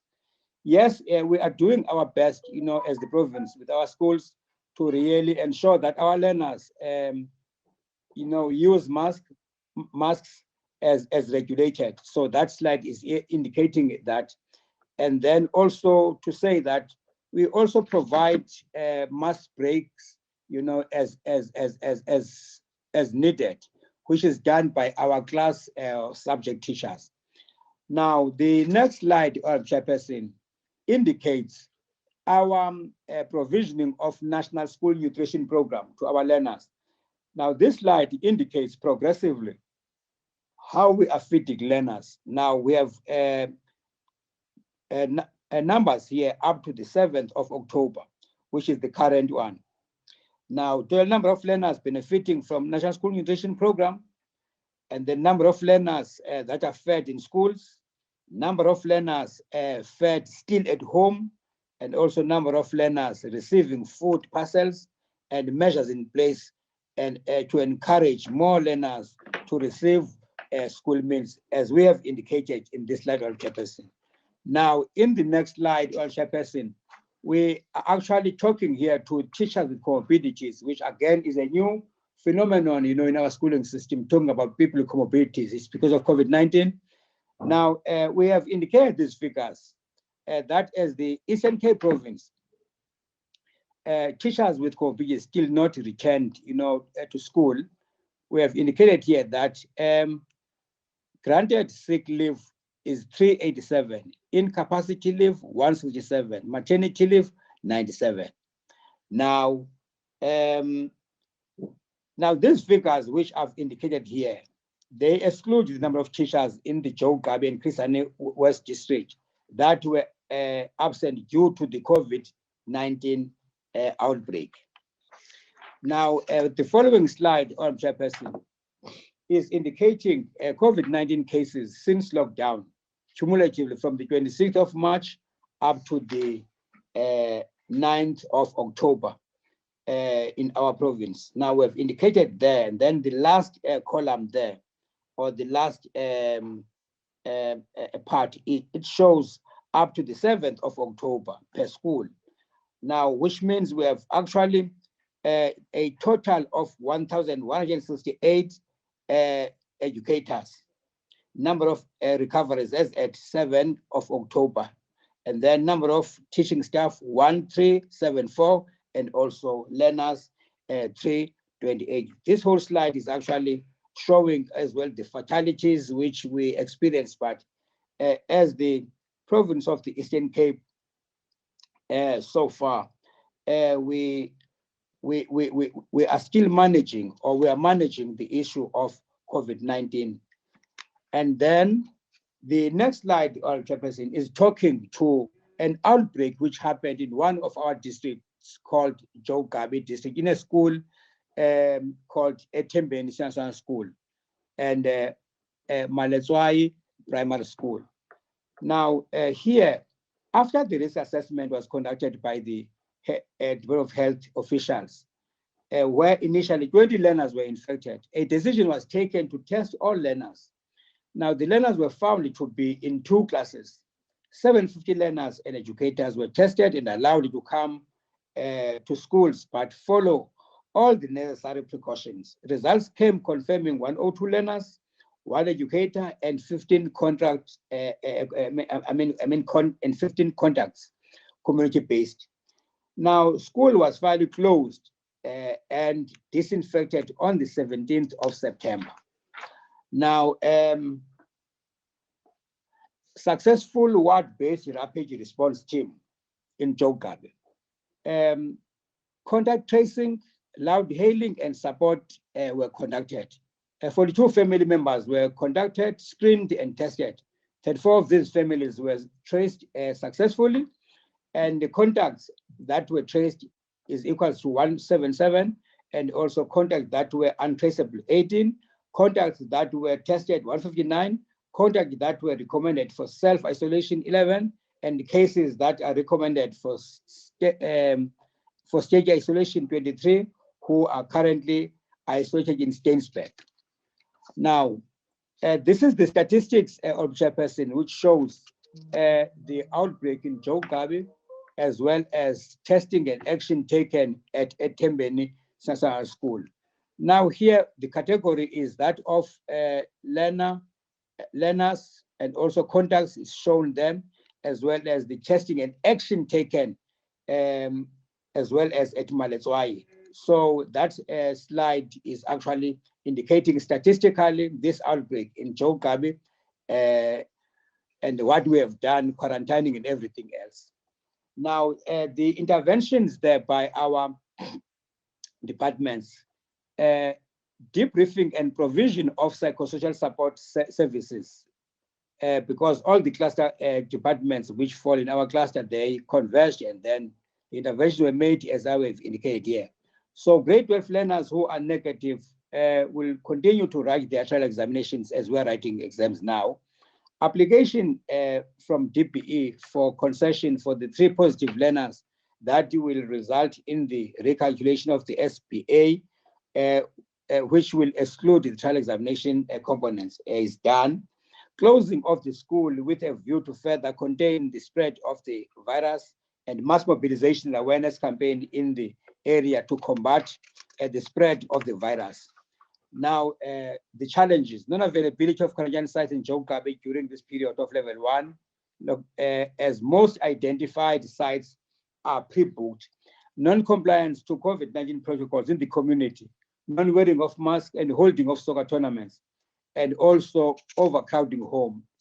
Now, these are the challenges that, although they are not yet school, but they affect schooling. And then Joe Capital Health figures on 11 affiliate schools as at 1st October 2020. This is the indication or the statistics given to us by the Department of Health as we're dealing with this pandemic in Jogabe district. Now, and then Kristiani West district is also another district which was affected by this pandemic. And also, this is what we have done in the area. On the 14th of September, the deputy principal of the school reported this pandemic. And then the school was advised to close on the 20th of September and deep cleaning to be done. And then the health department advised the school to close at the hostel for 10 days, which happened. All the hostel learners were tested, and all those tested negative were advised to go home. The DOH officials hoped that after 10 days, all learners at the hostel will be negative. All grade 12 learners were booked at the BNP. So this is the statistics, per school, on educators as well as learners. Now, the implementation of the differentiated timetable. Now, this slide, Chairperson, is actually indicating the timetabling options as they were given by DPE in response to COVID-19, and also the number of schools that have opted for each of the differentiated timetabling approaches. So that slide is merely showing that we have schools that have normal timetabling, especially those small schools. We have schools that are platooning. We have schools that have opted for alternate weeks and days, and also those that have opted for hybrid models. That is what the slide is about. Although we have social distancing, which is up to, which actually makes us to review social distancing in terms of 1 meter, which has been in place. But as the province, we have not yet, started that, because we're actually looking at a number of protocols even before we can actually go into that. Now, on the issue of hostels, or Chairperson,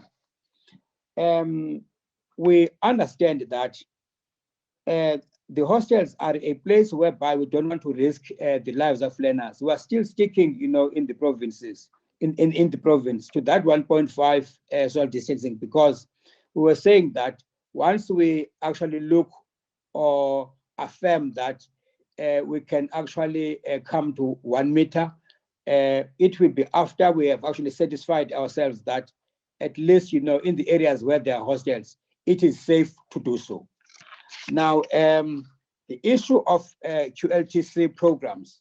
Now, in the province, we are actually up and running with QLTC programs to actually ensure that we provide effective monitoring and support to our schools through QLTC programs. But we have indicated here that we have outstanding number of schools without QLTCs, which is 2,698. And I know the plans are afoot for us as the department to launch these QLTCs, whether it is virtually. Now, the next slide is actually indicating the number of schools vandalized from 26th of March up to the 9th of September. It's indicated there. And fortunately, number of schools vandalized from the 28th of September up to the 9th of September, we have none. Those ones which were vandalized in March were 231, and a lot was done by the province to really address or repair those schools.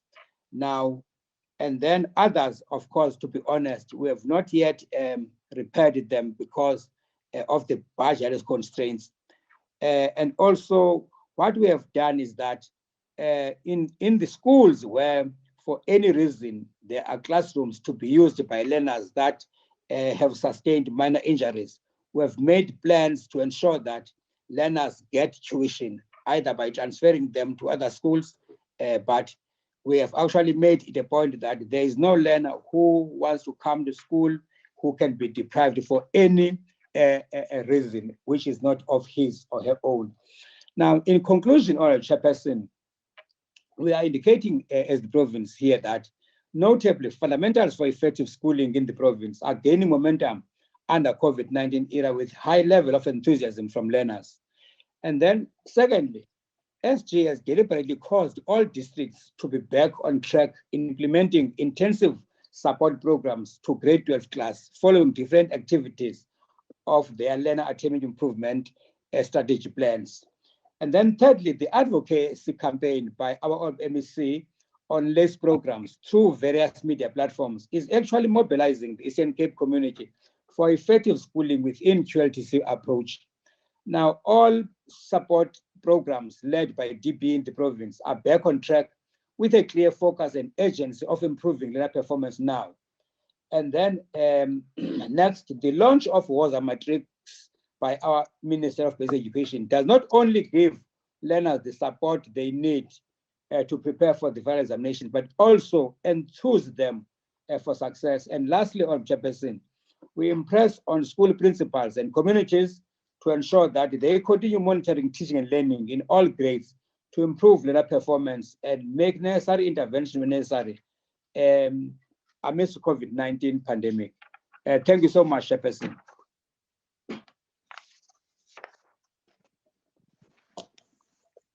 Thank you very much to the Eastern Cape.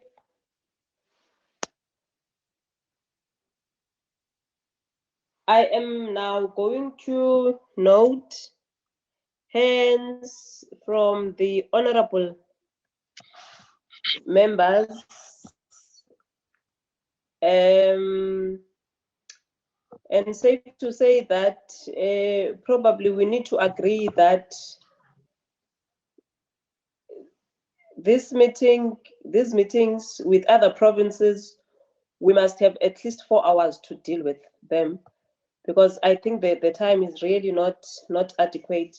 I have noted Honorable Murwatsehla. Any other hand? Honorable Mashabela. Mashabela. Honorable King. Nobo. Shabalala. King. Shabalala. Christians.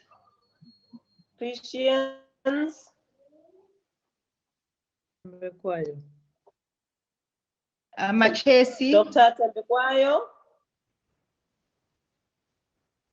Who else? Machesi.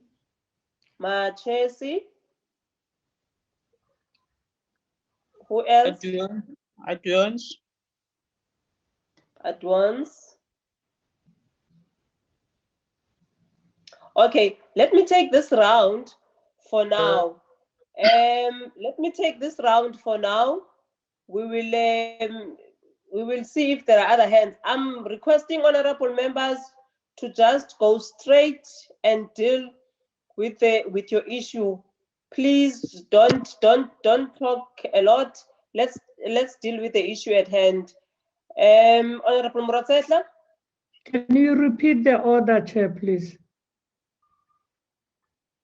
The order is that we don't want prefaces. You just deal with your No, question. I'm just the number. Who comes first and who? The numbers only. I'm gonna call you when you must speak. It's Murwatsehla now. Okay. Yeah, come on, Chairperson. May I please assist you, because I see there are honorable members who noted their hand and you did not note them. No. I have taken hands here. It's Murwatsehla, Mashabela, Ngobo, King, Shabalala, Christians, Dr. Tembekwayo, Mashezi, and at once. And Siwela. Let's for the next.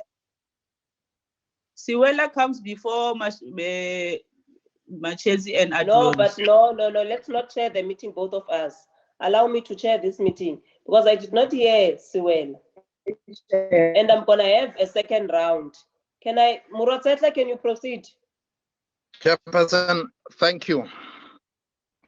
I want to start by agreeing with you that this rush may not assist us. Maybe we need to have a look at the time going forward, the time frames given. That's why I made this plea from the beginning. Okay, let's welcome and appreciate the presentation from the two provinces. In the main, it is assisting us because you see, we get first-hand information from what is happening in provinces.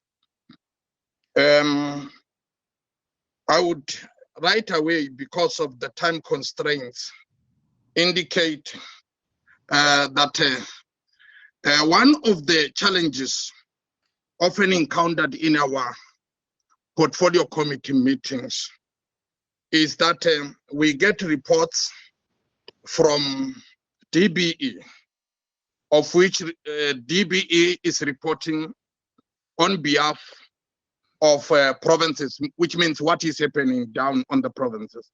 And we often get contradicting reports whereby those who conducted oversight visits and the reports from the DBE are in contrast. We want to appreciate the first-hand information as it is presented. And we say to the two provinces, well done, and under the circumstances. The second point I want to raise here is the work of the SIU vis-a-vis the GA's report.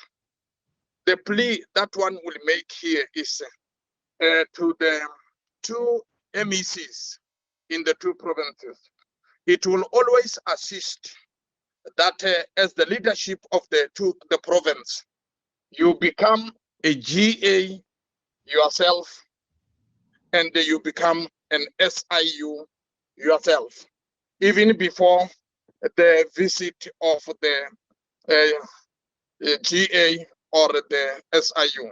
This will help in detecting a number of flaws before the SIU can visit, because some of these things, of course, end up surprising even the leadership themselves. The GA, in our last presentation, as conducted on the 18th last month, indicated that in the main, provinces or even schools suffer from the manner in which they allocate their tenders. Even allocation even given on those people who were not found on the database. It's a concern which must be picked up by the leadership of the province even before SIU or the GA comes to the spot. The insufficient quality and vis-a-vis the quality of the PPE as provided. You see, many schools which we visit on the ground, they have got a simple problem such as the quality of the thermometers. They use the thermometer, they say you are 90-something degrees. When you go for the second time, it comes back to 30, which means the quality was never so properly and fully assessed. And we must also check here, Chairperson, on the issue of the KZN is reporting that all grades are back. And then, unfortunately, they were not spot on in addressing the issue of the grades which suffered a hell lot of dropouts, because that could be able to assist the department in planning going forward. Maybe quickly, I must go to the Eastern Cape. You see, there is a report which is coming from the Eastern Cape on the curriculum coverage, that learning went on through the lockdown, through virtual platforms in grade R and in grade 12. They say, if I heard them well, they say these were the main beneficiaries. Now I'm asking myself, given the rural nature of Eastern Cape, one fails to really reckon how that became applicable. For example, in the issue of provision of gadgets and also the network challenges, which is now also a challenge or is haunting the elite who are with us on this platform. Number two, with regard to Eastern Cape, which I have observed, they talk about the educators with comorbidities have not yet returned. I think after the resolution lapsed on this COVID-19, we can no longer talk about the educators with comorbidities who have not returned. Those educators must either fall under sick leave, accouchment, or special leave, so that it could be able to allow the department to declare vacancies and fill in those posts on behalf of those who are on, because educators cannot stay home in the name of comorbidities anymore, but rather educators can either be declared sick so that the post is vacant and the department is able to advertise and the post is filled. I may not talk much because of the time constraint, but I agree with you, Chair, that we need time when we talk matters of this nature. Thank you very much. Thank you very much, Chair. These questions are directed to both provinces. The first one, Chairperson, how much was budgeted for COVID-19 since March 2020 to July 2020? Then how much has been spent in total in all COVID-19 related activities between March 2020 and July 2020? The third one, how much has been spent on procurement of PPEs between March up to date? May the provinces provide the committee with a list of companies or suppliers and list of directors? And when was the company established? What was the value of the tender?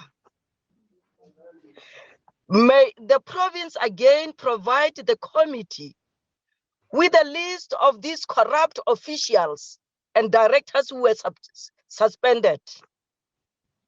Thank you very much. These are the most important information which should be included in your skeleton report by both provinces. Thank you very much. Babu Ngabo.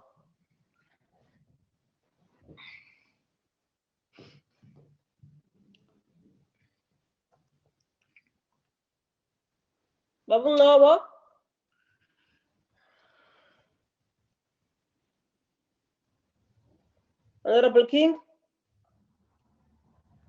Thank you, Chair. Please excuse, I will have my video off because I've got poor signal. Okay, the first question, I would first direct to the KZN and then to the Eastern Cape. So KZN, I would like to know, when it comes to learner transport, you indicated that you might have a shortfall, of 16,000 learners who is actually not going to be provided for scholar transport. I would just like to know what measures then have been put in place in order to address the shortfall of learners that might not be able to access scholar transport. And also, I am not sure if your scholar transport falls under the Department of Education or the Department of Transport, if you can just enlighten me with that. Given that level 1 lockdown is upon us, we will have some educators that have to return to school. So of your educators that have comorbidities, how many of them actually return to school? What is the nature of the substitute educators that are currently at school? How long will their contract be? And what are they now supposed to do when these educators are going to return to school? You have a shortfall of 1.172 billion. Will that then be enough to sustain you in the long run, especially when we have to consider PPE procurement as we go on within the next 2 years? Your feeding scheme, and this is for the Eastern Cape as well. food prices have gone up, and we've, because of lockdown, seen more people that will be dependent, more learners dependent on the school nutrition program. Have you considered these factors, and what mitigators have you put in place to ensure that more learners that might be on the feeding scheme actually get proper nutrition besides those that are at home and food parcels? To the Eastern Cape, I would just like to know what is the state of your infrastructure budget and how it has been affected by your COVID-19 expenditure. And then the nice question, because I am from the Eastern Cape, the e-learning. I would just like to know, now that the e-learning contract has been interdicted, who will now be held accountable financially and for other implications this might have in the province? Also, I would like to know your PPE. How many PPE how was your PPE procurement actually done? How was SMMEs chosen? What processes are being followed for the second round of PPE procurement? And lastly, how many learners for KZN and Eastern Cape have actually applied for homeschooling? If you consider the dropout rate, some of them might have applied for homeschooling. So how many actually applied for it per province? Thank you. Babungobo?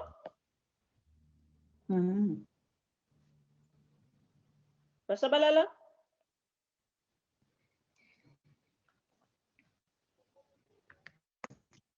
Thank you, Chair. Mine, I would like to greet the departments first, the MECs with their entourage, and also to welcome the both reports from the both provinces. I think, to me, Chair, the questions that one has when we were receiving the AG's report have been clarified by the presentation that have been made to us, some of the areas.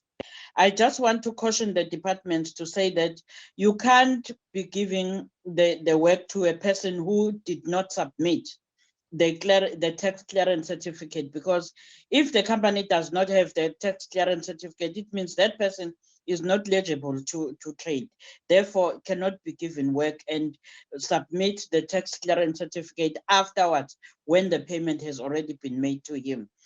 On the issue related to the registration of the tax clearance certificate, it must be the emphasis of the officials when those people are submitting. The second thing, Chair, I would like to applaud the Department of KZN, especially for the suspension of those officials that have been found wanting when it comes to the issue of this procurement.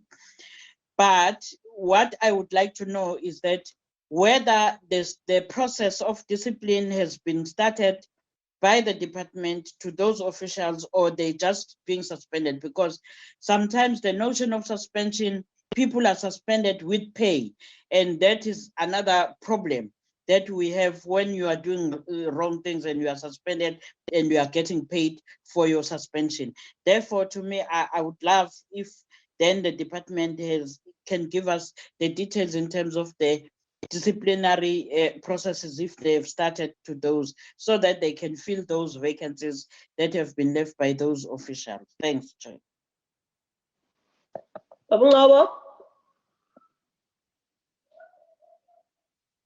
Honorable Christians. Thank you, Chairperson. My first questions are to Kwa-Zulu Natal. I would like to know about the mobile units that were mentioned. Now, initially they said that 39,559 units were needed, but obviously that it was unattainable, and that they have reduced that to 1,200 mobile units. That is approximately 100 to each identified area. Now, I would like to know about these mobile units. Have they been sourced and delivered? And if not, when will these mobile units be delivered to the schools so that teaching and learning can continue? They've also mentioned that there were very basic needs still not being met at many of these schools. For example, furniture shortages, water and sanitation. For example, 3,400 water tanks were provided, but that sanitation, water and sanitation still remains a huge issue in many of these schools. And I think it's very sad still to note that there are still not proper structures, and that many of these structures currently being done are still temporary structures.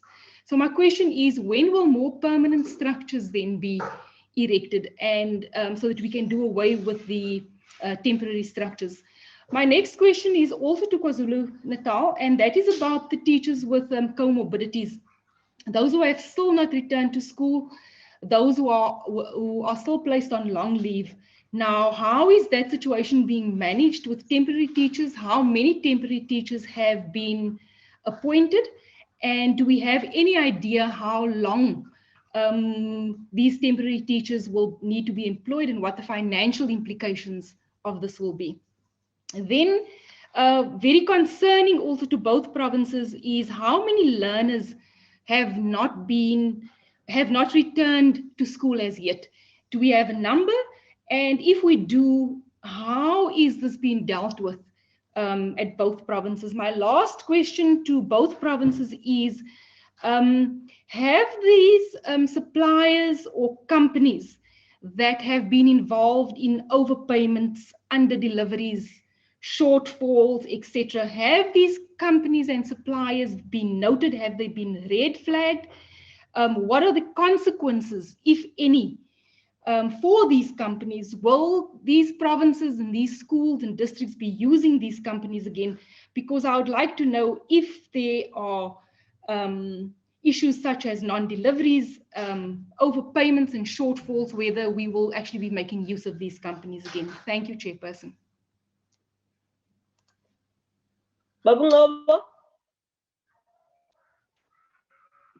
Dr. Tamekwayo? Thank you, Chairperson. I just want to start with a comment to say the presenters themselves today, most of them suffered the death of technology. And it's very much surprising. If they suffered that death of technology, what about the poor learners from rural and deep rural areas and their educators?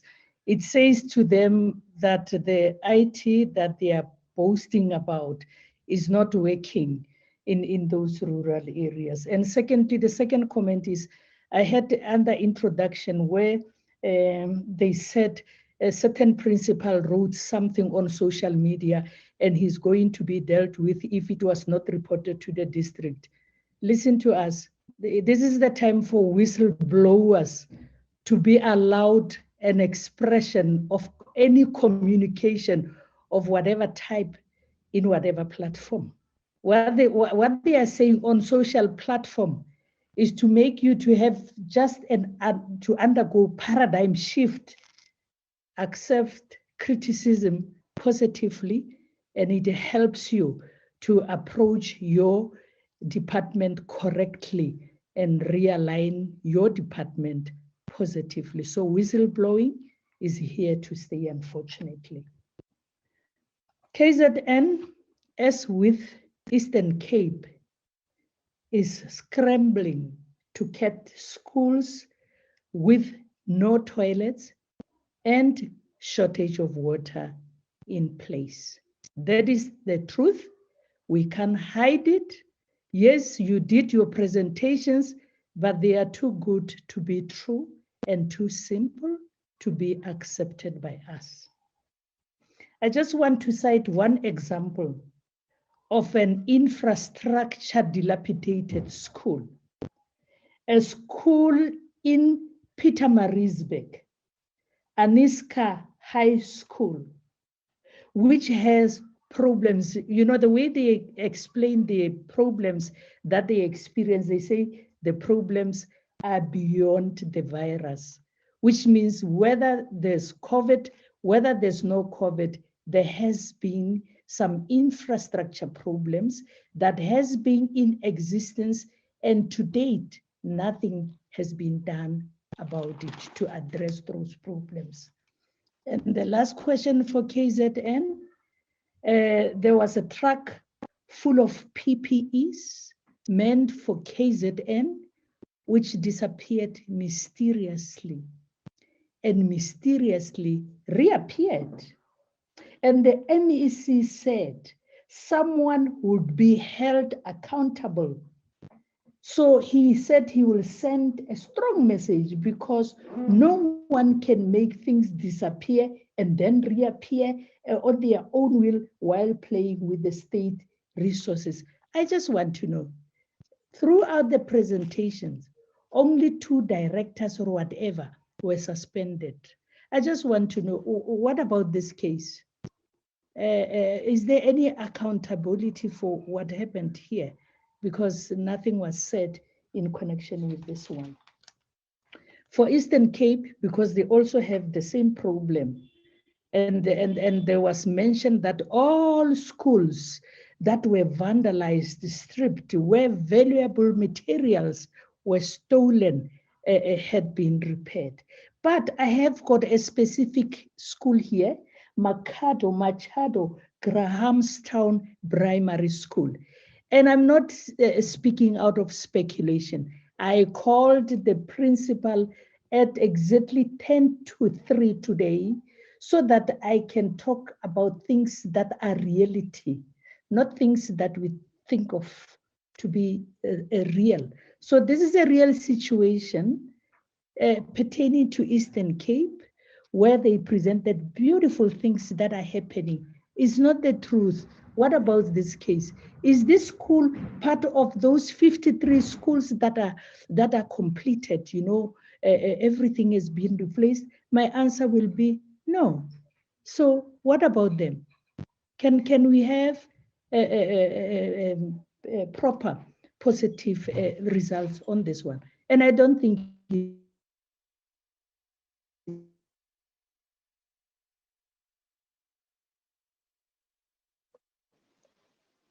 you are breaking, Dr. Tembekwayo. there's a number of schools that have problems, but because you are here to present, you have to present. Am I still breaking? Thank you. Technology death. Thank you for coming back to me. Thank you for coming back to me, Honorable Chairperson. I'll only ask 2 questions, because most of the questions might have been asked whilst I was out of line. The first thing I wanted to check on was the issue of the directors. First of all, we hear that they have been suspended, and it's surprising if you look at the degree of corruption that actually happened there. Fine, they have been suspended. The question now is, are these, what kind of, why are they suspended? Are they suspended with the intention maybe to charge them and discipline them accordingly? And where are they based? Are they based at the head office of the province, or maybe they are district based? Now, again, I would like to know the fatalities that KwaZulu-Natal experienced, both in educators and learners respectively. Chairperson, I'm thankful for you to come back to me. I'll reserve the other questions. Honorable Machesi. Thank you, Chair, and thank you to both the provinces for their presentation. I have a couple of questions. First of all, I just want to find out, you know, the MEC have said that, you know, they are aware of, you know, the PPEs that have been delivered, some of them delivered late. I just want to find out what is it that is doing to make sure that, like, going forward, that the PPEs are delivered timely in the various schools. And also, you know, when we talk about thermometers, the thermometers, I don't know how much the department has paid for, they will pay for 1 thermometer. And I want to know, like, because some of the thermometers have been quite faulty, and I've been to schools as well that as I think one of the members mentioned, the thermometer issue, that, like they break very easily. So I want to find out like how much was spent by each province on thermometers, and does that price also include the maintenance of the thermometers? Because I know for a fact that the schools paid quite exorbitant prices for the thermometers, but I need to understand, was that also including, the maintenance of the thermometer? Because it won't make sense that, you buy a thermometer a month later, it's not working, or within a week, and then you have to go out and buy a new one. I'm sure they have some kind of guarantee. I don't know if any of these provinces can be able to respond to that. Regarding KZN, there is a school called Matric Primary School. That school is in a deplorable condition. I don't know if the MEC has seen it, and I'm actually surprised that the MEC's, the presentation shows that the schools that had problems have been fixed, but the school hasn't been fixed as well. I mean, it's really appalling. If you can see the school, the MEC, I'm sure, the Department of KZN knows about that school. What is it that you're doing to ensure that, that school, at least, if you talk about the isolation, for instance, the isolation room is a shack. What are you going to do? Is there a budget that has been allocated to the school? Because I'm sure it is not the only school. There must be many of the school of these conditions. What's going to happen? Because if you say that you have COVID essentials in place, but yet you have a school that has no isolation room, is basically like the infrastructure is falling apart. There's no water. Sanitation is also very poor. What are you doing? You cannot say that you are able to provide that school with PPE essentials, because sanitation is crucial. The isolation room is also just as crucial as well. The other issue is the issue of sanitary pads that has been going on now in KZN since 2017. And we know that the HOD of the department in KZN has been implicated, because the Dr. Nzama, I'm just going to mention the name of the HOD, did sign for the procurement of the PPEs, of their sanitary pads, and I don't see that. I saw your audit, the audit report, and I didn't see anything on the issue of sanitary. It's been there for a very long time, and nothing has been done. The HOD was not suspended. No one has been implicated in the whole saga of sanitation, and yet 110 million was disappeared on this sanitary pads that was not of standard work. If you maybe can give us a brief report on that issue. The other issue is the Eastern Cape issue. Yeah, the Eastern Cape, for you to say that everything is hunky-dory in the Eastern Cape, we don't believe that. I personally don't believe that, because we know that like the Eastern Cape, there are many of your schools that were not ready. They couldn't reopen. And yet you don't have learners that have dropped out. We basically have 98% of all learners who have come back to school. It just doesn't make sense. And I think I would hate to find out that, when the Matric results come up and we realize that many learners from the Eastern Cape didn't come out. So I don't think your figures are really truthful. And also, I don't understand when we got to level 1, all the teachers were to go back to school, but you still have teachers that haven't gone back. I think one of the members mentioned that. Where are those teachers? What's happening? How is it possible that you have that kind of situation and you have teachers that haven't come back? And also there were teachers that replaced the teachers with comorbidities. But nothing has been said to say what happened to those teachers that were assigned to fill in for those positions. What's the state of the teachers currently? Have they left? Have they been put on vacant positions? Maybe if you can just give us a report on that as well. And also the fact that, definitely, if you could not reopen on time, I know you're saying that, your grade Rs up to grade 12s were having e-learning. How do you have a grade R on e-learning? I mean, it can never be.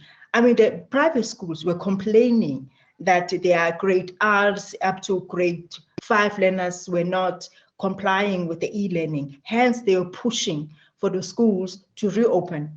And yet you in the Eastern Cape were able to do that. How did you do that? I think the rest of the world would like to know, because I think this has been a global matter. Hence, every country now is trying to push for learners to go back to school. But yet the Eastern Cape managed to get a grade R sitting behind a computer and doing e-learning. Please give us how did you manage to be able to manage that conundrum? And also, I just want to find out, because I don't believe that, I also want to find out from the different departments, how are you going to be able to catch up with curriculum? What are the intentions? What are you going to do like for next year? Are you just going to, move learners from whatever grade that they are in and promote them to the next grade? But then I'm sure there has to be some plan to say, what is it that we have lost in 2020? How are we going to be able to incorporate it into our 2021 curriculum and ensure that our learners at least are at par and up to standard? Thank you so much, Chair. Honorable Suela. Thank you, Chairperson,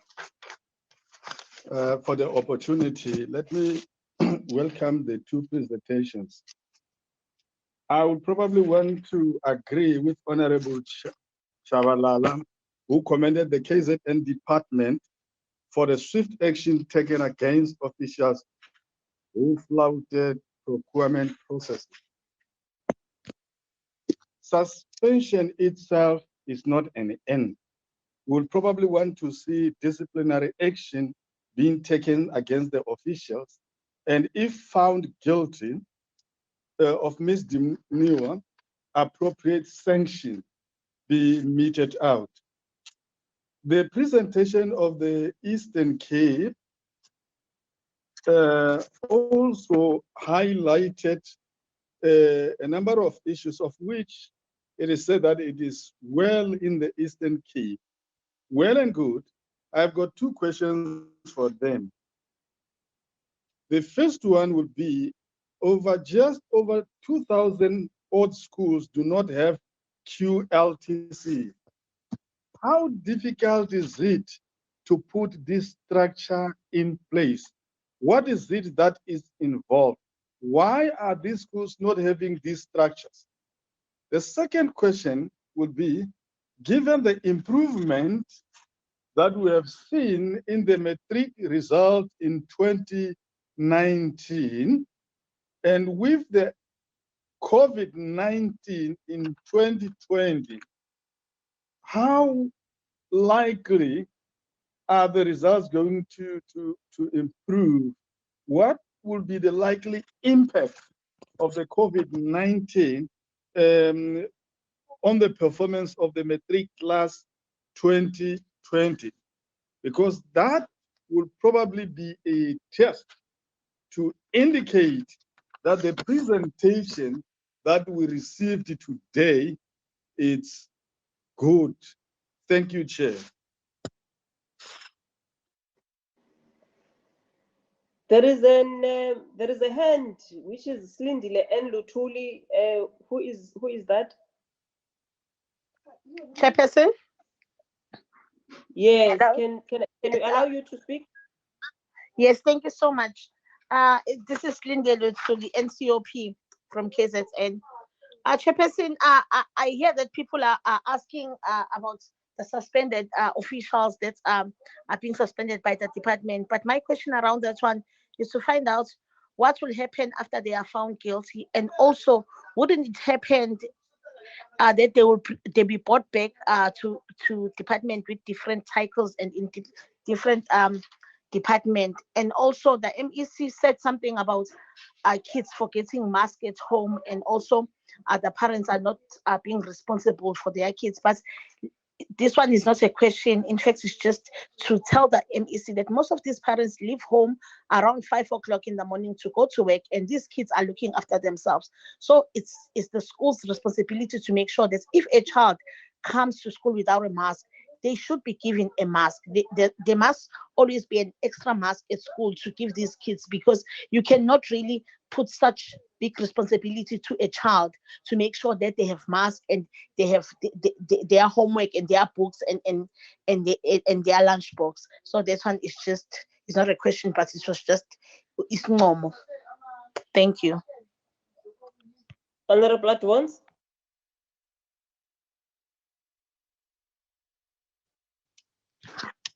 Thank you, Chairperson. Let me also greet the honorable members from both the NA and the NCOP.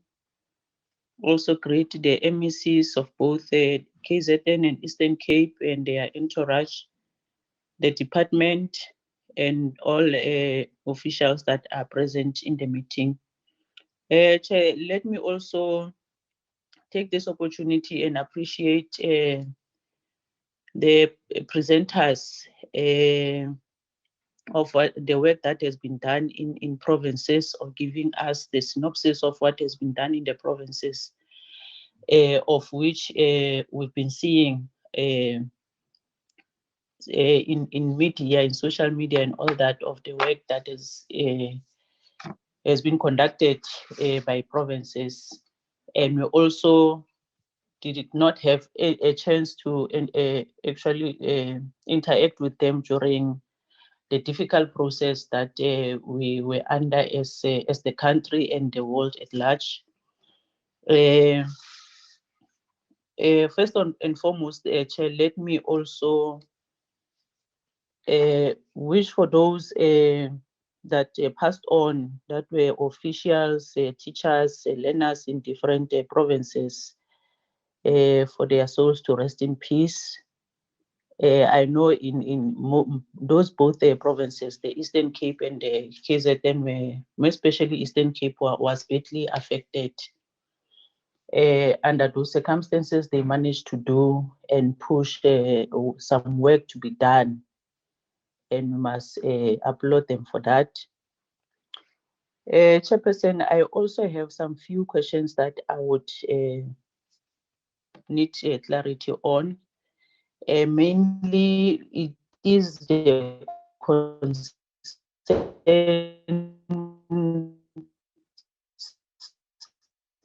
that we have, and our learners and teachers, the learners don't have we don't have any knowledge of their whereabouts. Those learners that have dropped out to both provinces, what is the plan of making sure that the learners have been traced, and at least we have a knowledge of what is happening? Are they still remaining at home because of the fear of catching coronavirus? Are their parents involved?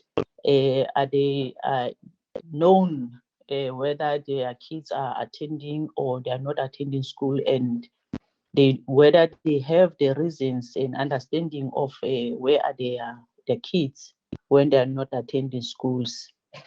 But secondly, Chair, it is also the teachers that are said or reported not to be attending or are still not going to work, especially at schools.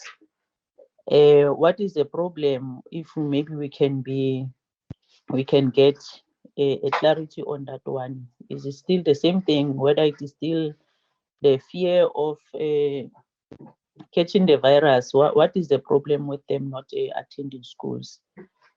One other issue, Chair, is we hear of some of the consequence management that has been done by both departments. They've suspended directors, of which I do fully agree with members that it is not enough. We know some of the work is still in progress. The AG has not completed his findings. It was only a fraction of the expenditure that was audited. So we know, and I'm of the understanding that there is a lot that is going to be done.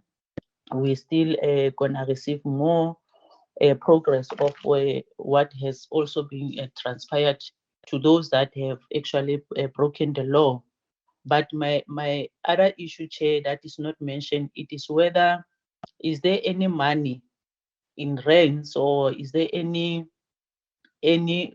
resources that were recouped from this process that as government we got back from whether the suppliers that did not supply or any service that was not rendered. Is there any money that was recouped from those suppliers or service providers?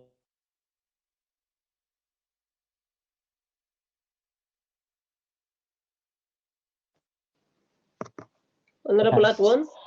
Chairperson, let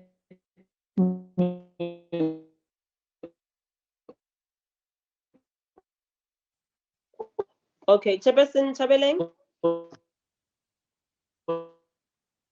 Thanks, Chairperson. I wonder if you am I audible? Yes, Chair. Thanks. I just want to check with the with both provinces that what system do they use in what system? Starting, I can hear myself that Honorable at once, we've lost you completely. Really, Chair? I was about to finish anyway. Okay. I don't know, but my last question was on the issue of whether there's any money that was recouped from service providers. We got that. Okay. Now let me pause there, Chair. I would await the responses. If there are any other follow-up questions, I would. But I was actually appreciating the work that the provinces have done under the difficult circumstances, under the cloud of corruption that is it's over the departments and government as a whole. But we see the initiative of making sure that they do the right thing and try to recoup whatever it is that belongs to government and to the community and society at large. Thank you very much, Chairperson. Okay, Chairperson. Thanks, Chairperson. I don't want to check with both provinces that what system did they use in procuring of PPEs and other COVID-related resources. I know there's something called South African Schools Administration and Management System. And if they'd used that, I don't think we'll be having this kind of questions that we're asking on this platform or in this house. The other I want to check is there was a commitment made by the department in Kwa-Zulu-Natal that they committed they will ensure that all people and personnel in supply chain will be taken through treasury instructions. Was that done?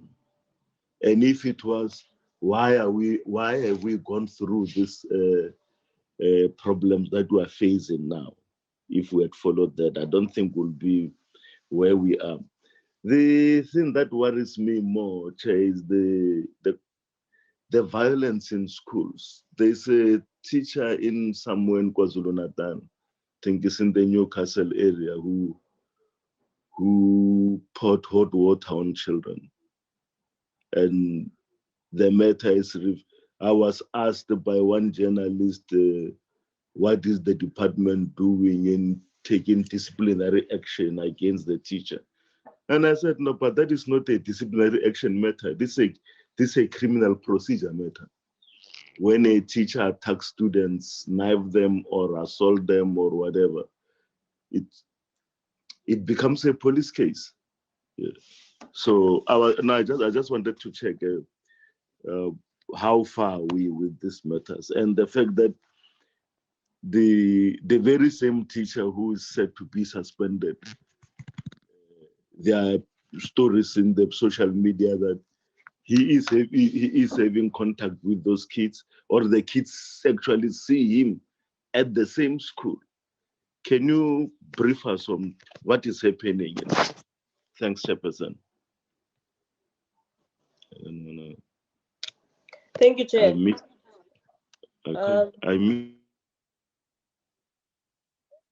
Are you still on the floor, Chairperson?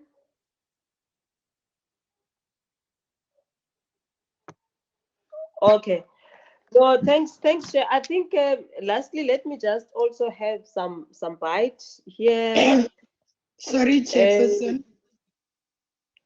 Sorry, You Chairperson. did not raise your hand. Honorable Gillion? Yes. I think you Your didn't hand see was my not hand. raised. Yeah. Okay. Can I note you then? Yes, Chair. Thank you, Chairperson. Let me also welcome the presentations by the two provinces. Sorry, Chair. Chairperson, my first question to both provinces on the issue of the Auditor General's report and the SIU investigation. I need to know if the two provinces do have internal audit system within the department.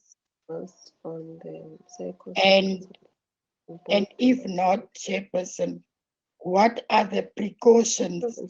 Not necessarily tell us how did you deal with your...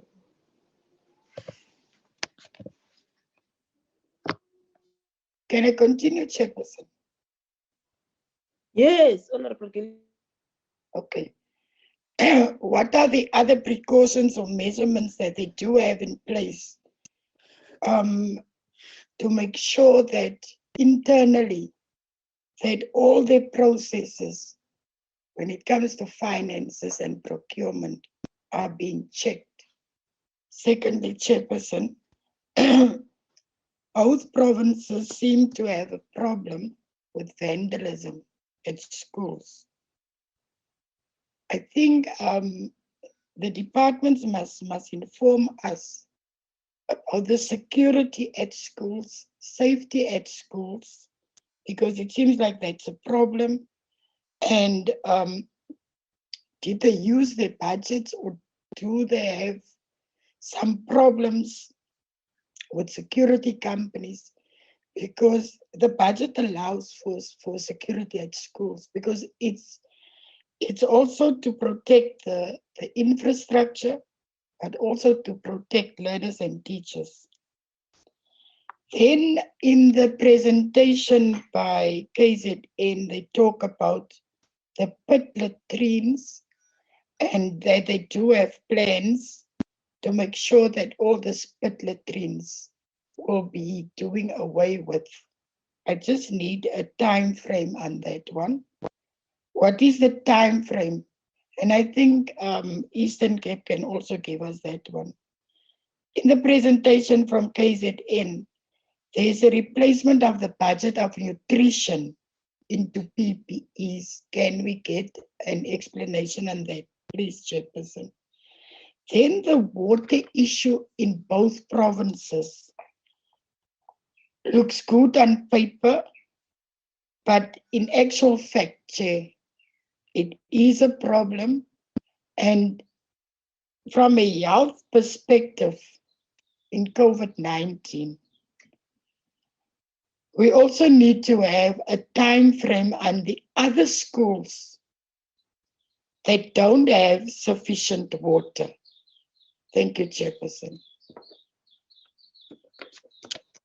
Is there any other member that probably need to raise something?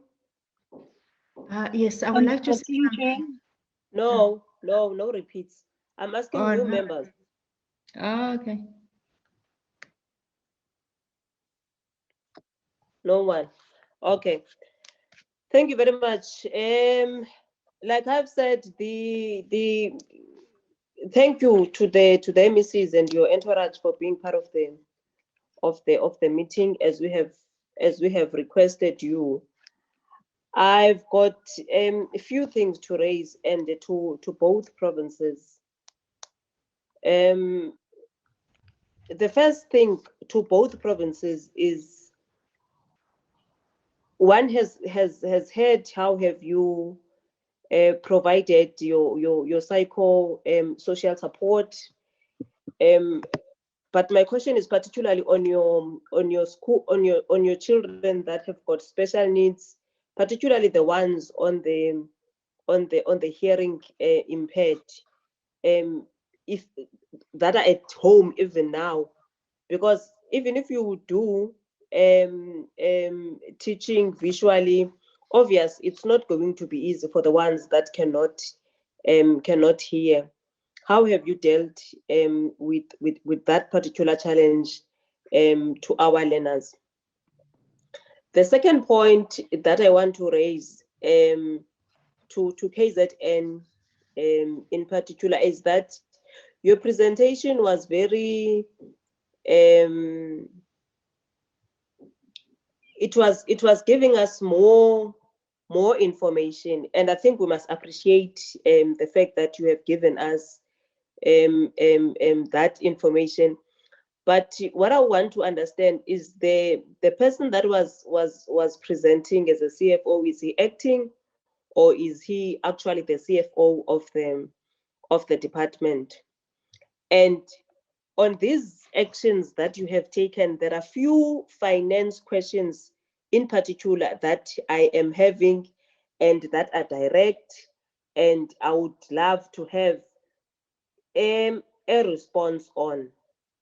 The first one is that there was a supplier that is overpriced, and there was a 316,990 that you needed to retrieve for the supplier that was supplying PPEs. Have that happened, or what has happened? And then there is there was another shortfall of 61,813 for another supplier again that needed to supply the PPEs, and what has happened to that supplier. And then thirdly, there is anomaly whereby there was a company in your province that bidded twice, and it bidded under different names, and it was using the same address, and both companies, they have the same owner. And what has happened to it? Because there is a code of 491,000 that this company needed to respond to in the department. And the fourth question with regards to that is, there was another company which which was not a tax compliant, and you have given work of 521,000. I mean, this company in particular, you need to tell us that this 521,000, you have retrieved it from that company, because it's the money that you've given to the company wrongly. And we need to get a response on that. And then there were two quotations that were used in awarding a tender of 160,000 instead of three quotation, which was against the Treasury regulations. Can we also get clarity on that one? And then when it comes to the Eastern Cape, Epondweni, Labantu, I just want to be frank and open with my observation on how you have dealt with your presentation as the province. And I want to say, MEC and your SG, that I think that your presentation was not really giving us information like we have asked. And I would explain why I am saying that. The first thing that the CFO has raised, which she was the one that was presenting, is that you have been given guidelines by the National Treasury, And then on the guidelines that you were given by National Treasury, then National Treasury again told you that you need to spend the monies yourselves. But I think one thing that I had missed, and it was not really mentioned, is that you did not tell us as the province, this money that you are referring to, how much is it? Like you have seen with the KZN. KZN has told us they received this type of money for COVID-19 and how they have used it.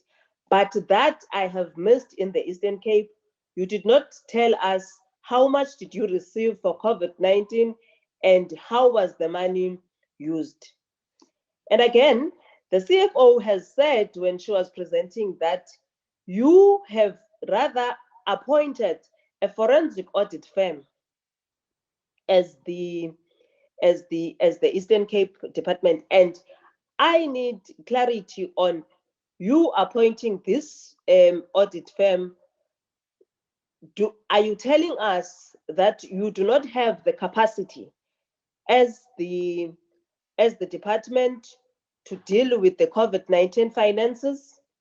Or are you telling us that you rather would have opted to pay this firm yourselves as the province?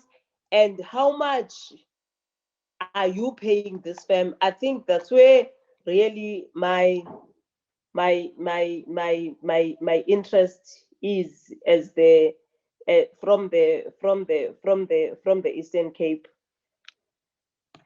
And the next question that I'm having, and I'm sorry to raise the observation again.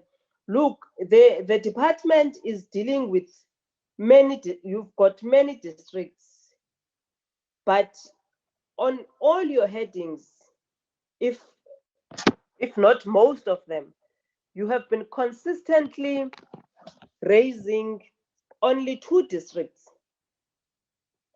You've been consistently raising Chris Hani West and Joe Gabi.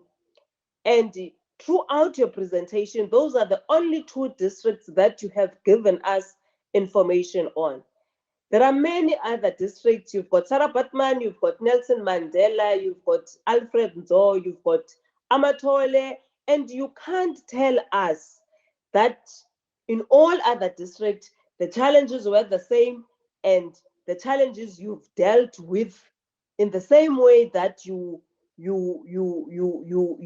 challenges that you experienced in our other districts that you did not mention, you have dealt with like flat. If they were flat-footed, you dealt with them in the same manner. I honestly think that your presentation is you are dealing, and I'm sorry for my language, but I think you have dealt with us in this presentation as if you are dealing with the kids that you are dealing with in the classroom. And that is not the case here.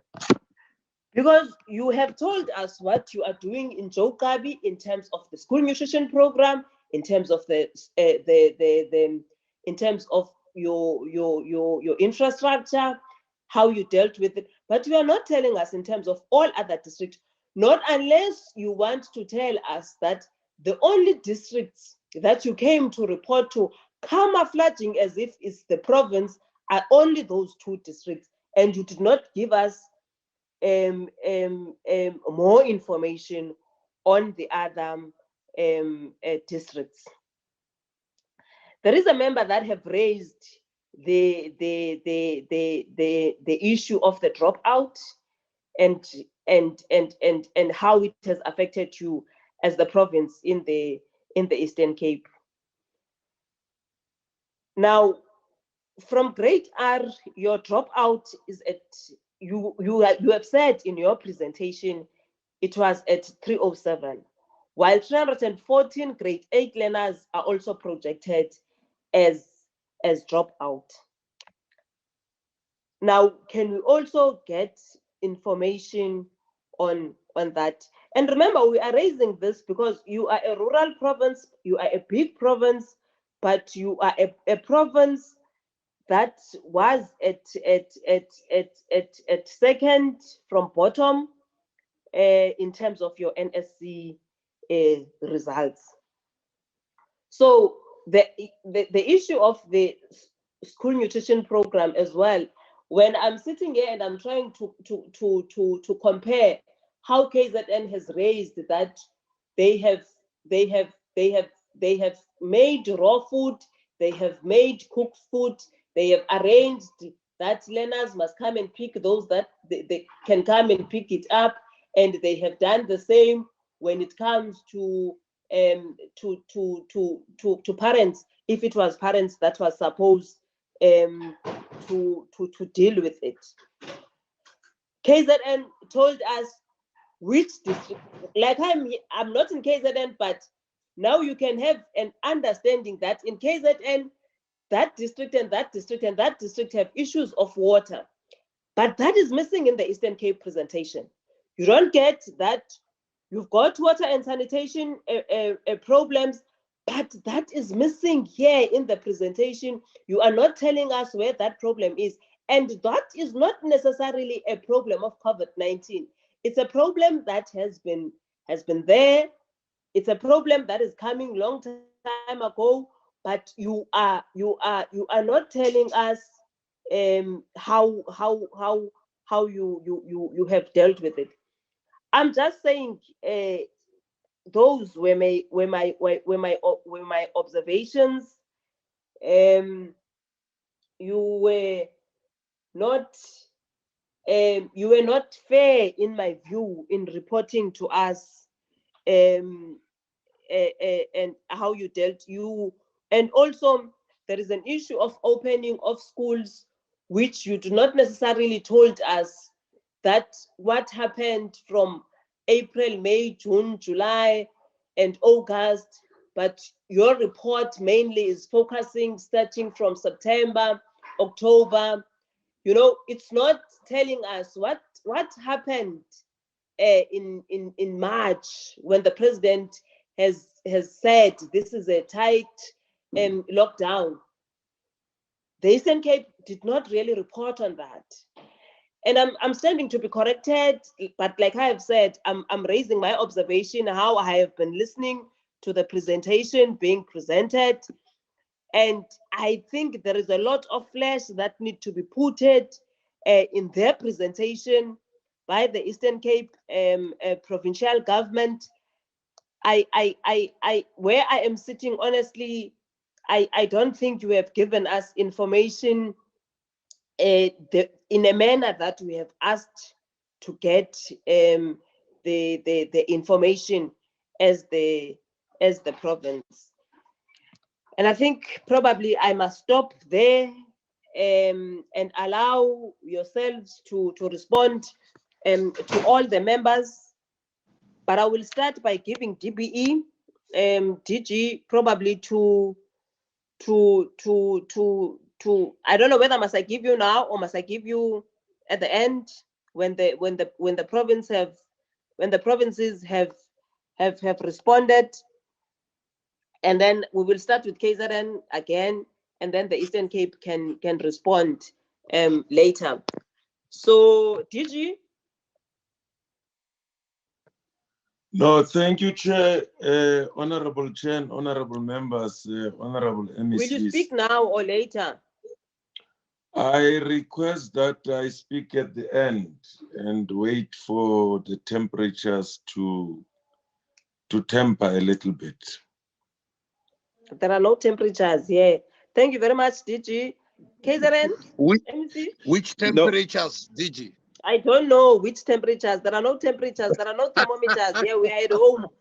Can we get KZN to respond? We are. It's 9 past 6. Who has a thermometer here? No one. Oh. Thank you, Chair and honorable members. I will take some few questions. I will respond rather to few questions and then allow the team led by the HOD to take the rest of the questions. Chair, the Mr. Rambalal is an acting CFO. However, we are now just left with the step of presenting the recommendations to Cabinet about who should be appointed as the CFO. We have run the process of interviews. Now, in a week's time, in fact, in the next cabinet meeting, which is next week, provincial executive meeting, committee meeting, we will be presenting our recommendation as the department on who should be appointed as the CFO.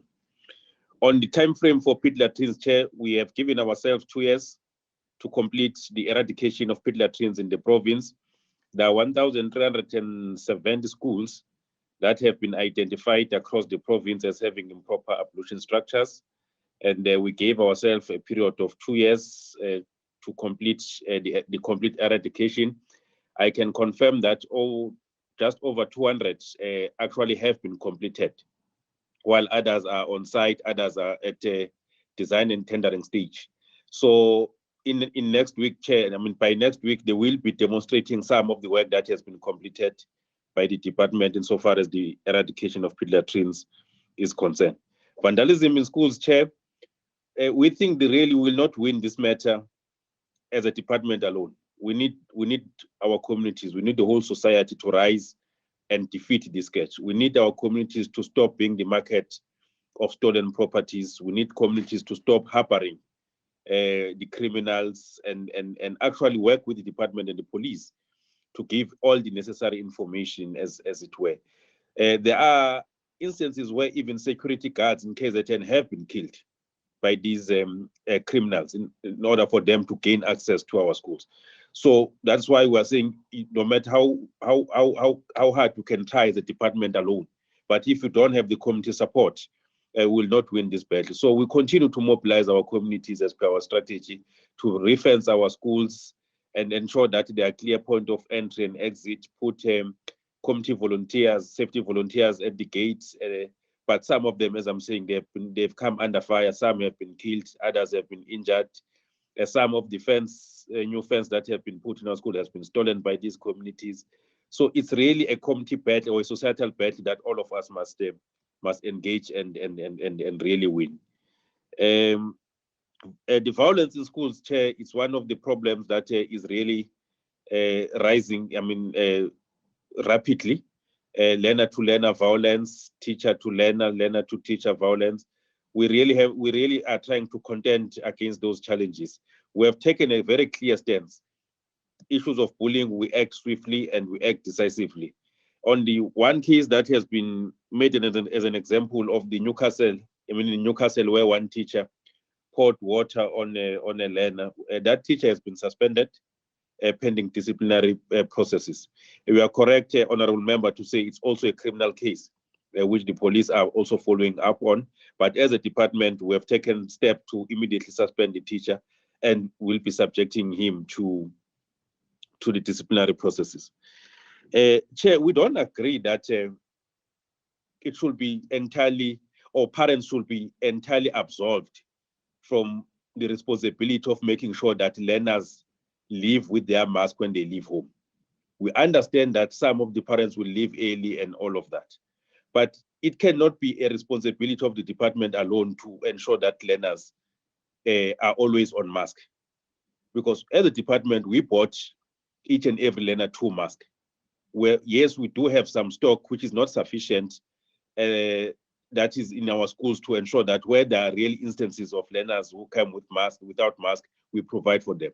But if we absolve parents from their responsibility to ensure that the learners leave home having their mask on, or they even if they leave early, they must teach these learners that before you exit the door, you must have your mask on. We're not going to succeed as a department to always replace masks, because we gave them 2 initially. If a learner comes back tomorrow without a mask, we give them another one, so he has 3.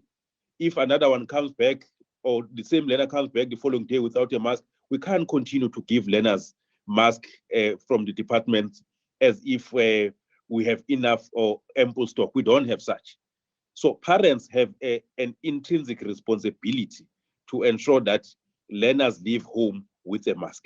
So we while we understand that others will leave early, but we don't think they should be entirely absolved in this case.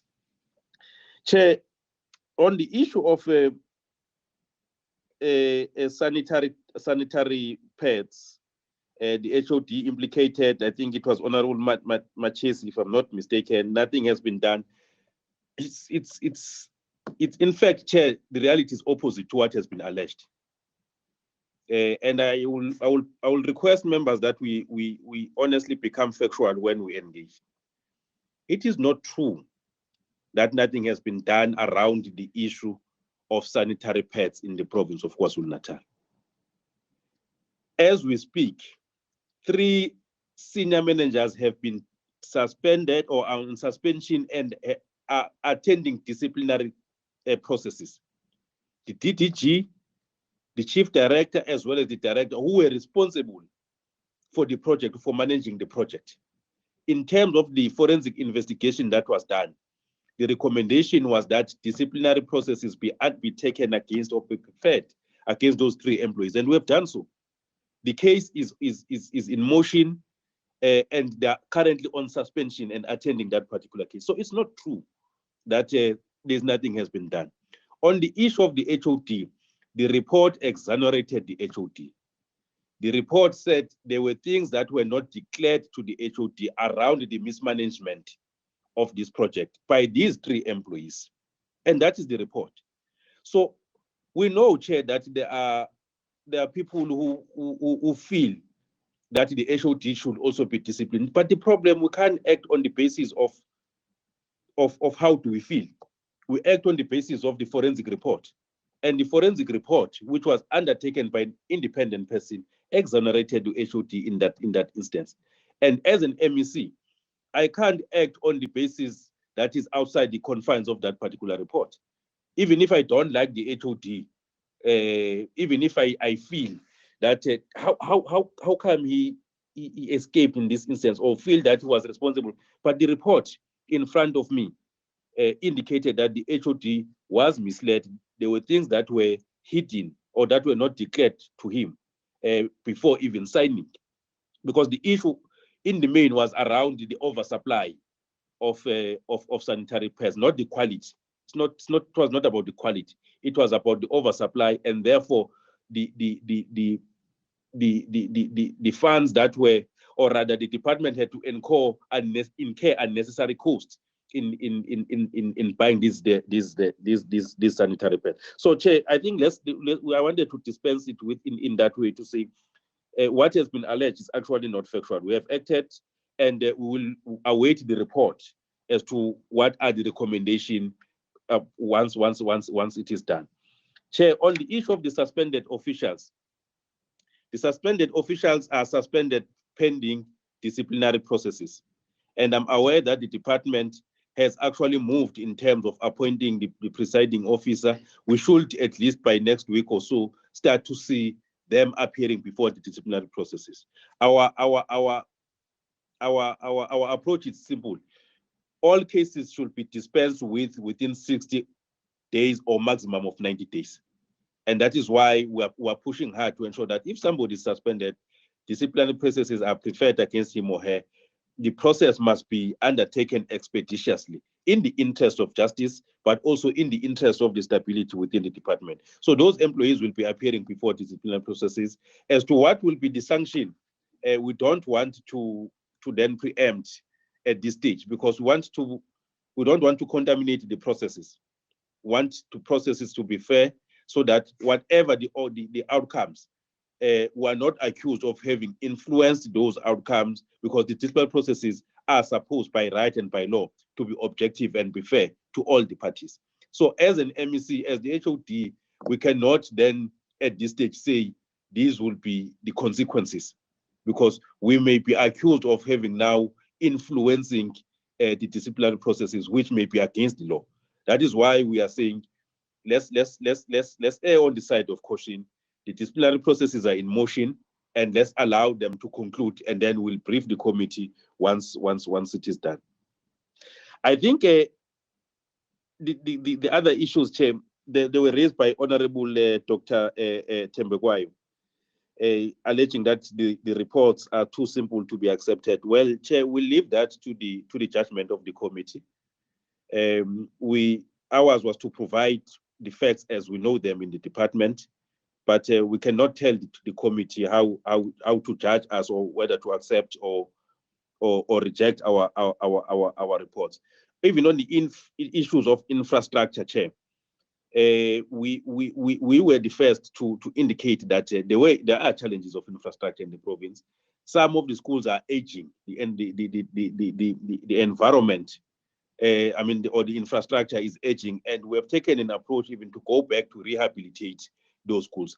Obviously, the process will be slow given the absence of enough funds to move with speed in terms of rehabilitation of that infrastructure. With regard to the principal who is alleged to whom it is alleged that we said will be dealt with, no, we did not say so. We said we had to take up the issue with the principal to say, why didn't you inform the office, the district office, well in time that you are running out of stock and therefore you need more stock? Because the principal is a manager of a school. The buck stop with him at a school level.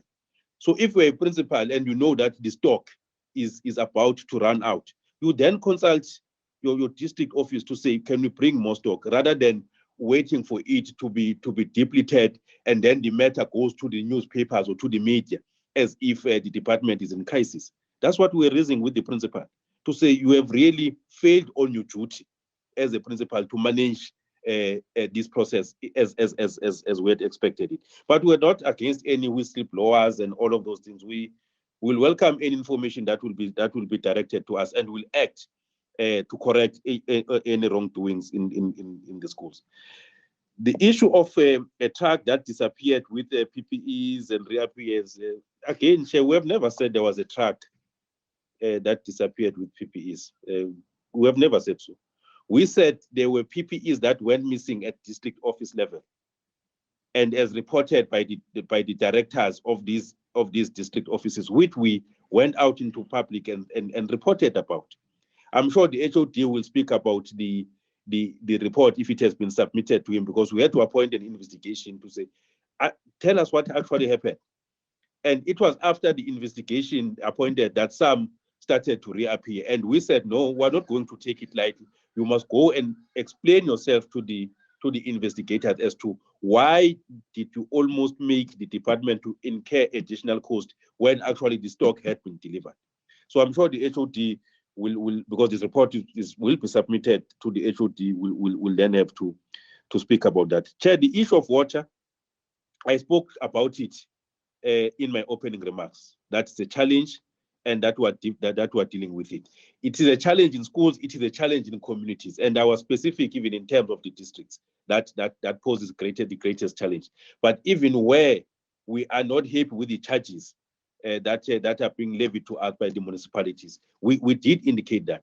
It is a fact, Chair, that because of the capacity of municipalities to provide water to schools according to our schedule, you will find a school where, again, it will go for a day or two without water. They are waiting for a municipality truck. In some instances, the truck will be blocked by communities. In some instances, water in school will be accessed by communities at night. But what we have also done, Chair, as a mitigating factor, we have started the program of boreholes to mitigate against the erratic provision of water by municipalities, but also the costs that are related to water. And that program, so far, we have identified about 1,100 schools, if I'm not mistaken, but just over 1,000, that have water underground as per the studies conducted by the Department of Public Works. And those schools within this financial year will benefit through the program of boreholes, where other studies are continuing in the rest of the schools. And where we find underground water, we'll continue to provide or to roll out the program of boreholes as part of a sustained solution to the challenge of water. Lastly, Chair, so that I leave the others to the HOD and the team, is that the issue of the scholar transport. Chair, the solution is simple. It's money. All that we need is additional funding. KZN is rural province, as all of you would know, but I think we only have about 300 million that is allocated for scholar transport. So without additional funding, we have calculated that it will cost a total of about 1 billion to run effective scholar transport in the province of KwaZulu-Natal, to ensure that every deserving learner is actually transported to school. We are currently finalizing the review of the policy. In terms of where the program lies, the Department of Education is responsible for policy determination insofar as scholar transport is concerned. The Department of Transport is responsible for the implementation now of the scholar transport in terms of enlisting the service providers and managing the whole. So the budget we get, we take it to Department of Transport to manage that. And we did so, Chair, because look, our mandate in the main is about education, it's about curriculum delivery. We have no expertise in the management of transport. And I'm sure honorable members will know how tedious and at times dangerous the issue of transport routes and the transport industry as a whole is concerned. So we had to enter into an agreement with Department of Transport, which has enough expertise and experience in managing the transport industry, to say, please run the implementation of this. But in terms of policy determination, it is us as Department of Education who will determine the policy around the issue of scholar transport. Chair, I will allow the HOD and the team to respond to the rest of the questions. Thank you so much. Thank you very much, Chair. I don't know, must I continue, Chair? Please, HOD. Okay. Thank you very much. On the question of the school that one honorable member mentioned, the school called Alcitin in Pietermaritzburg in Mkongolovu, where honorable member indicated that the school is dilapidated, the infrastructure is falling apart. Upon checking with our system and colleagues responsible for infrastructure, they confirmed that the whole school is under renovation. That Public Works is already on site. The company has been appointed by Public Works, and if honorable member can check with the school, the site, the construction company that does renovations is already on site and is being attended to. So the whole school is under renovation. And also a member spoke about, I think it's Honorable Ngobo, spoke about fatalities as to in relation to COVID-19 pandemic. We had statistics is as follows. We had the total number of 3,058 people that have been infected in KZN, but the split is as follows. Out of this 3,058, 2,270 are teachers. And then learners, there are only 452. And others, by others, I mean the office-based officials, the district-based officials, circuit-based officials, the food handlers, the admin clerks, and so on, or public service staff that are not teachers. There are only 336. So it gives us a total of 3,058. When it comes to fatalities, we have lost about 73 teachers. In fact, not about 73 teachers have died. 58, I'm sorry, we have only 73 that have died in KZN, my apology. Out of 58, out of 73, 58 are teachers, let me repeat, 73 that have facilities in KZN. Out of 73, 58 are teachers, and the rest, about 15 are others. Others will mean school-based, there are 7, office-based, there are 8, the total is 15. This gives us a number of 73 fatalities in KZN. We have not lost a single child in KZN, and thanks for that. We did not lose a child. There is 0 in terms of the number of fatalities in KZN. MSC has already spoken to the question of toilets, latrines, so I'm not going to repeat, except to say that yes, the breakdown has been given. That's already we have built 200 schools. Over 500 plus are under construction, 194 are at tender stage, tender and design stage. And then the problem that has constrained the department from completing this process is going to go up to 2022. Honorable MSC Mshengu is correct, is because of the budget cut. So we wanted we were targeted 2021, 2022 early, but because of the budget cut, number of projects have been affected. Remember that in the presentation by CFO, there was a mention of over 400 million rands from infrastructure that has been cut, and as a result, projects have been affected. And this is one of them.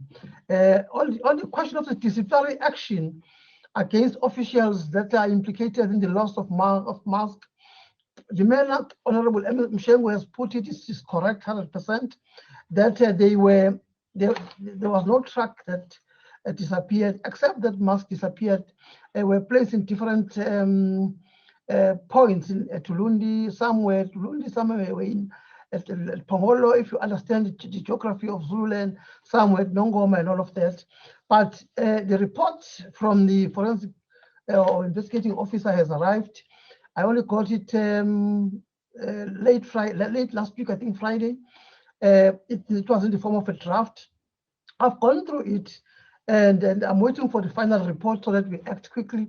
But I must confirm that in the report, there is evidence of non-adherence to departmental policies, non-adherence to departmental policies in the manner these masks have been distributed.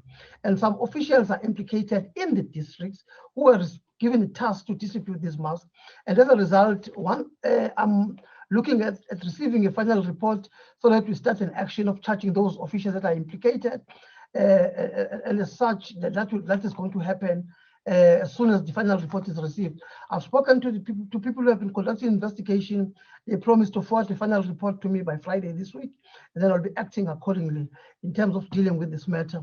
But the masks that got lost in the area of Zululand were found later because they put them in different offices. They were delivering in different offices, and upon checking with the district directors, he confirmed, but it's all in the report, and honorable members will act in terms of the findings and make sure that those who are implicated in failing to adhere to departmental policies are dealt with. And that's the matter that I will be focusing on very soon. With your permission, Honorable Chair, may I request to Dr. Mtembu from Curriculum Unit, DDG, to please take us very briefly on the issues raised by honorable members in relation to issues of curriculum. He will be followed by Advocate DDG Masuku, who is responsible for corporate and infrastructure, corporate and HR, who will be responding to the issue of HR matters, temporary educators, comorbidities, and few other matters that are related to that. And thereafter, I'll ask CFO to respond to the question of finances, as well as a question raised in relation to COVID-19 essentials. Then we'll be done. I'll check if there are if all questions have been responded while other colleagues are responding. With your permission, Chair, may I request Dr. Mtembu to come through? Thank you, HOD, and let me greet the honorable members once more. The question on the issue of the application for homeschooling, we had 406 applications, and 140 were rejected because they are grade 10 to 12. Reason for rejection is that the national policy states that approval is granted only for compulsory school going age, that is from 7 to 15 years, and that is grade 1 to 9 only. The applications for grade 10 to 12, that is 60 years old, and older, were not approved. However, we did try to provide some kind of assistance to those learners where they would fetch some of the work from school and then return it and so on in most of our schools. And the issue of the dropouts, which I think it's a question that kept on cropping up.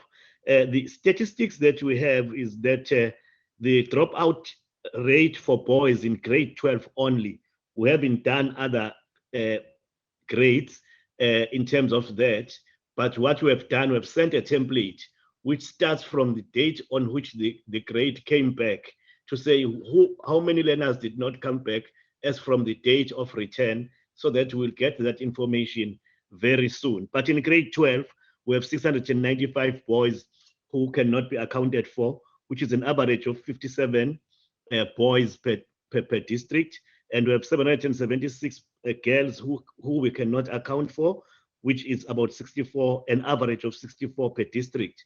What we have done, we have requested schools, requested principals to help us to trace those learners and find out where they are. We are also soliciting the assistance of the governing bodies to say when they've got parents meetings, that let them try to assist us with this one. And I think it will be easier then to do it in that way. And the other issue which I think came out was the issue of that is an HR matter, although we do know that some of the teachers have not yet come back, but the average of in combined schools, the previous report gave us an average of 92.06% which have come back. In secondary schools, an average of 95.5% which have come back. And then the primary schools, 96.22 which have come back. And then we are trying to actually collate the next round of information about the return of teachers. I thank you, and let me thank the honorable members for questions and for listening. Thank you. Thank you, Dr. Mtemu. May I request Advocate Masuku? I request Advocate Masuku to come through, please.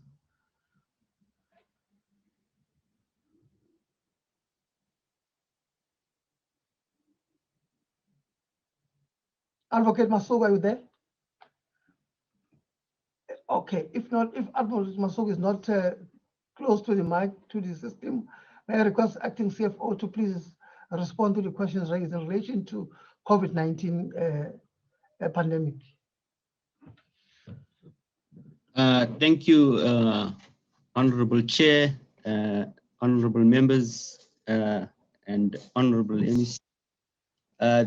The question around the COVID expenditure, I did indicate in my presentation the approximate expenditure that is been incurred by the department, but currently I would state as we speak, the COVID expenditure for the department is 748 million.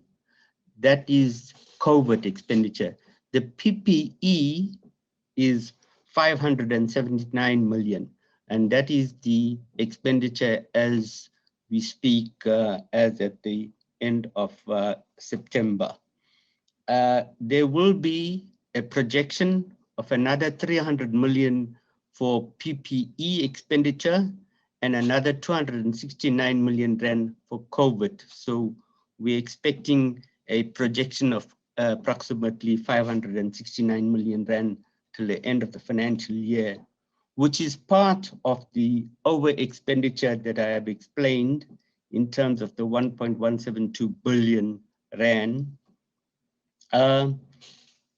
In terms of the list of companies, Honorable Chair, regarding the directorship and value, etc., can I ask for permission through you, Chair, that we can email that information to you so that the members can see that information.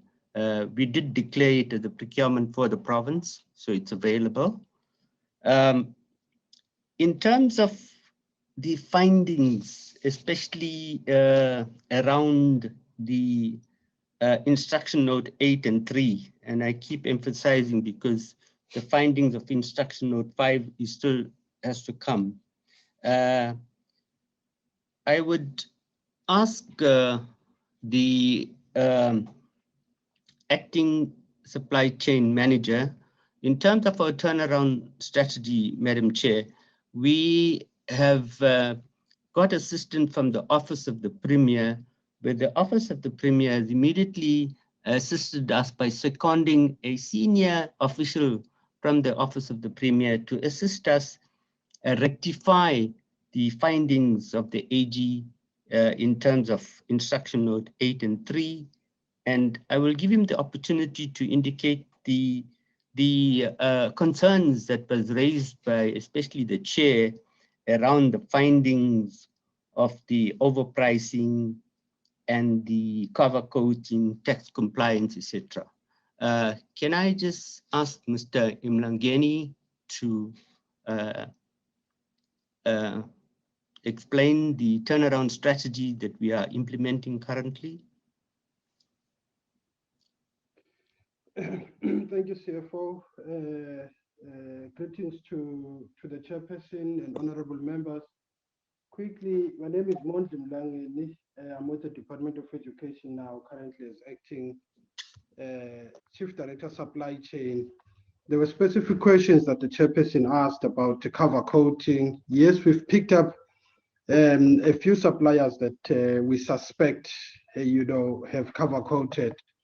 What we've done is we've engaged our legal services, and letters have been written to those suppliers, as stated earlier, to give reasons why we shouldn't blacklist them at National Treasury. But also, we've asked our legal services to look at options that are available for us to recover any monies that we may deem as having been lost to the department. So it's something that we're treating seriously.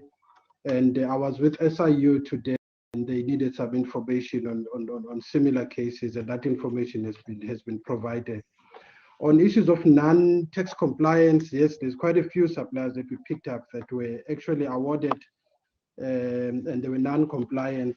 And in most cases, what we've realized, those suppliers were actually non-compliant after the quotations had closed, because the system at National is real time. So a supplier can be compliant today and non-compliant tomorrow.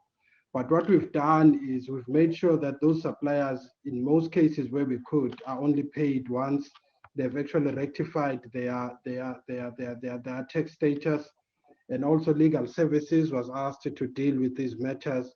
But over and above that, we are engaging with SARS to report those suppliers. Was the most important thing is to make sure that even though their tax matters were not in order, but they are then reported to SARS so that SARS can then engage them and collect what is due accordingly. On issues where quotations were awarded, even though less than 3 quotations were received, we noted that during the hard lockdown, level 5, we struggled to get quotations.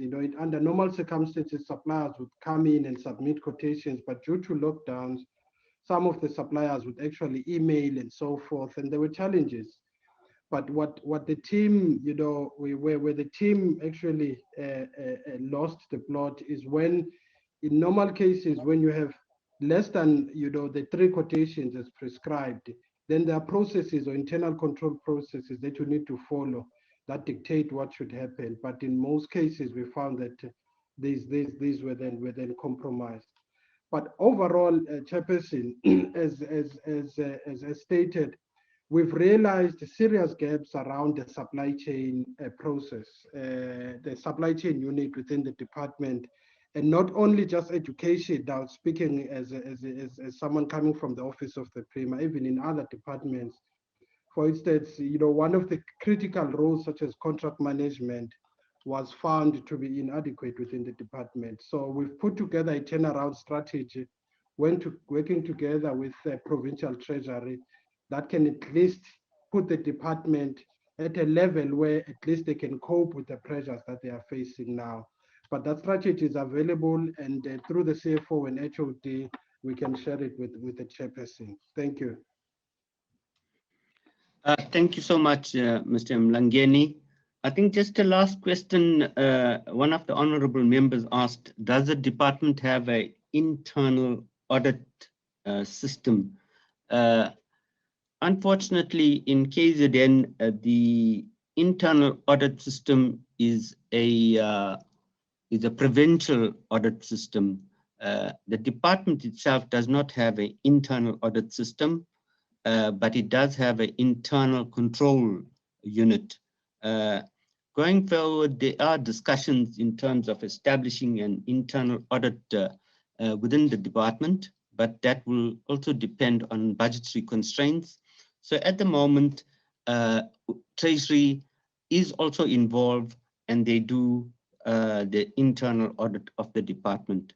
And I must indicate that in terms of the PPE procurement, Treasury does a pre-audit before we award, and That is also another control measure that we have put into place. Thank you, Honorable Chair.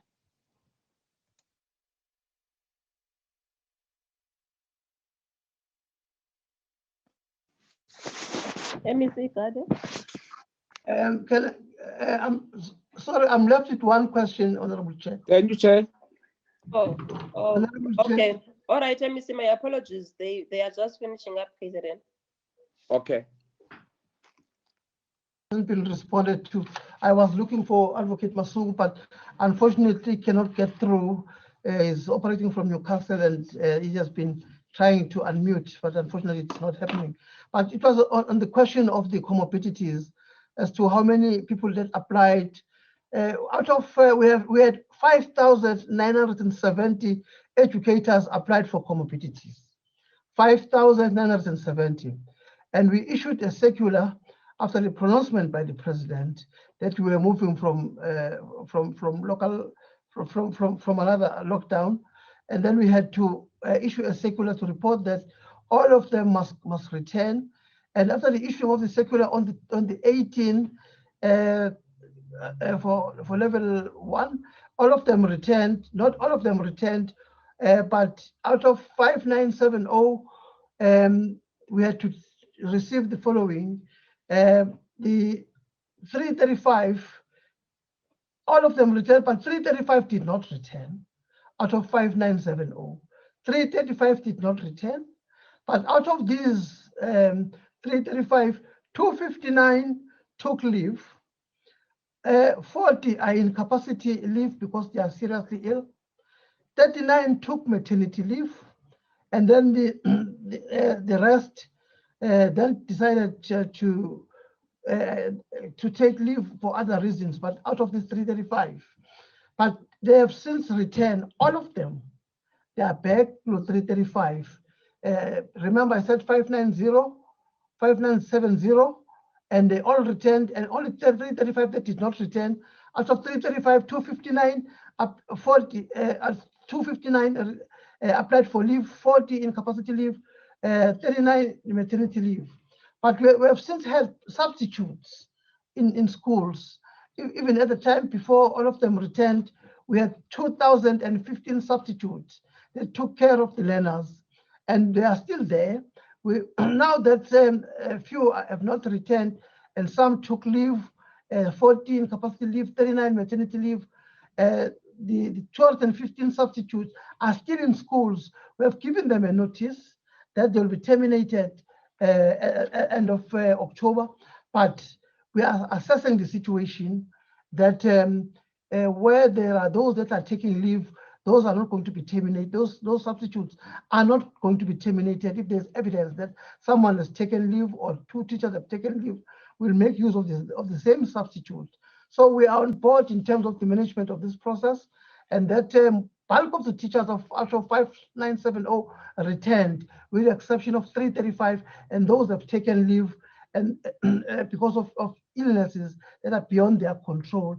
And then the rest, the 2015 are still in schools as substitute to deal with the situation where there's evidence of teachers who are continuously taking leave. That's how far I can go with this situation. Thank you very much, Honorable Chair.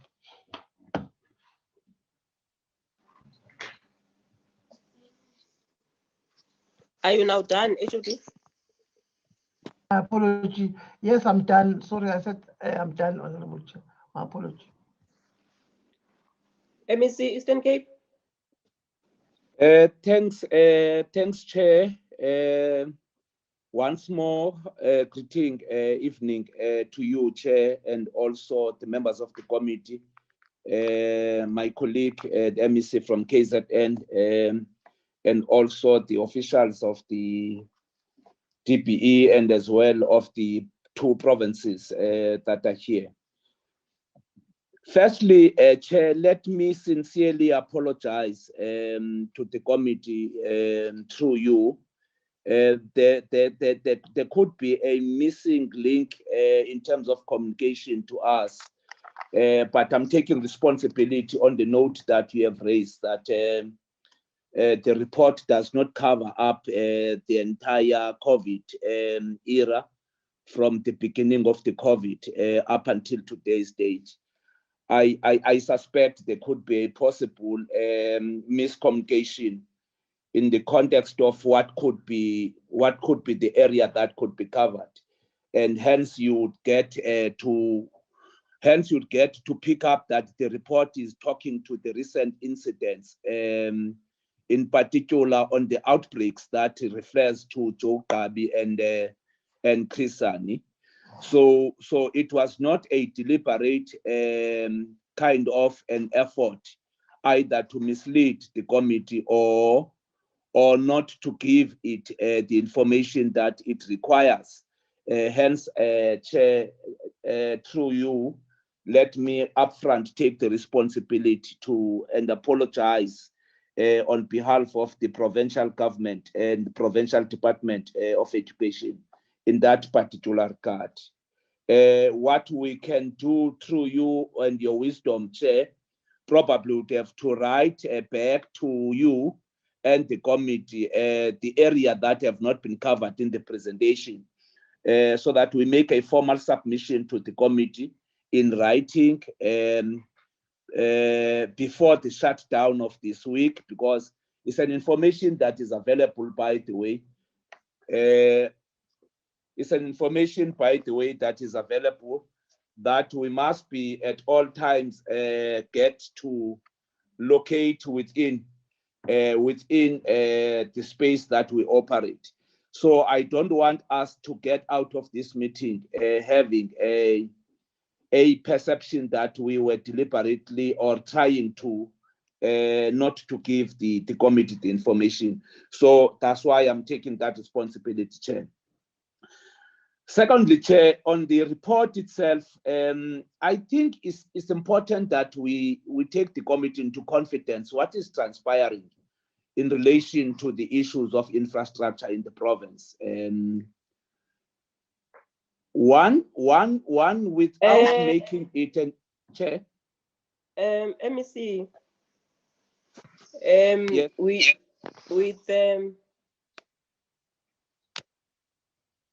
With all due respect, MEC, can I request that we call you again, and you come and present the report that we have asked? Can we close it there, Baukat? That let us give you a date again, and then you come, and then you present again a detailed report like we have asked, a report that would cover what had happened in your province since lockdown till to date. We are going to ask the officials to communicate in terms of the date, because like we have said, it's our first meeting interacting with provinces. So we'd probably try to get a schedule for the Eastern Cape to come back and report to us. That's if siyavumelana, Mhlekazi. No, Chair, we can't disagree with you. That's proper, and I would take that with all hands, so that we go back and come back and make a presentation formally in the committee. I'm not sure whether must we then stop from where we are now. Then we wait for that call from your good selves. No, that's fine. That's fine, Chair. That's fine, Chair. Okay, thank you very much, MEC. Siyabonga. DG.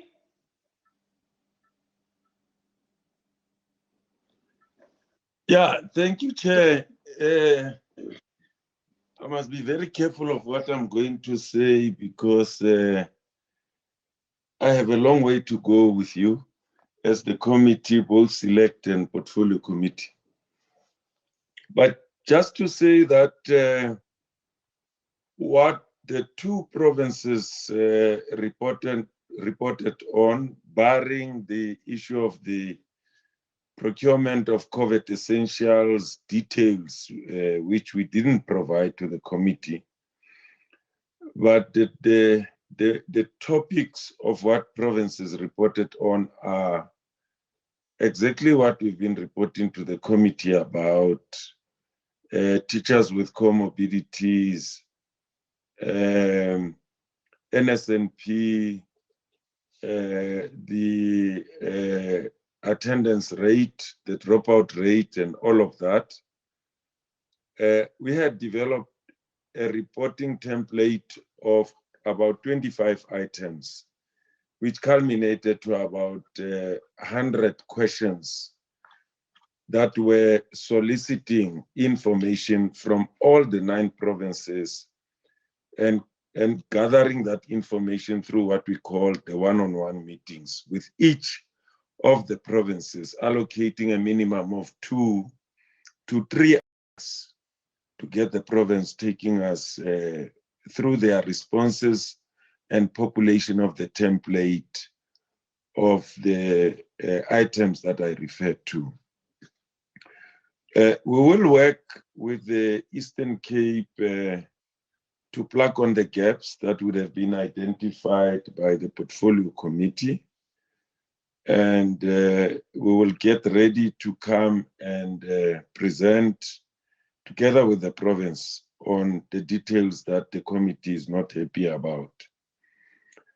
I, however, need to caution on the issue of the dropout rate, because we might fall into a media frenzy on the dropout rate. It's too early to declare any figures about the dropout rate.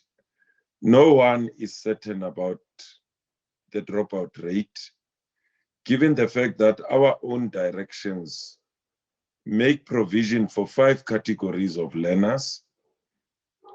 Learners first with comorbidities were allowed to stay at home. The second category, learners with illnesses other than comorbidities. The directions allow those learners to learn from home.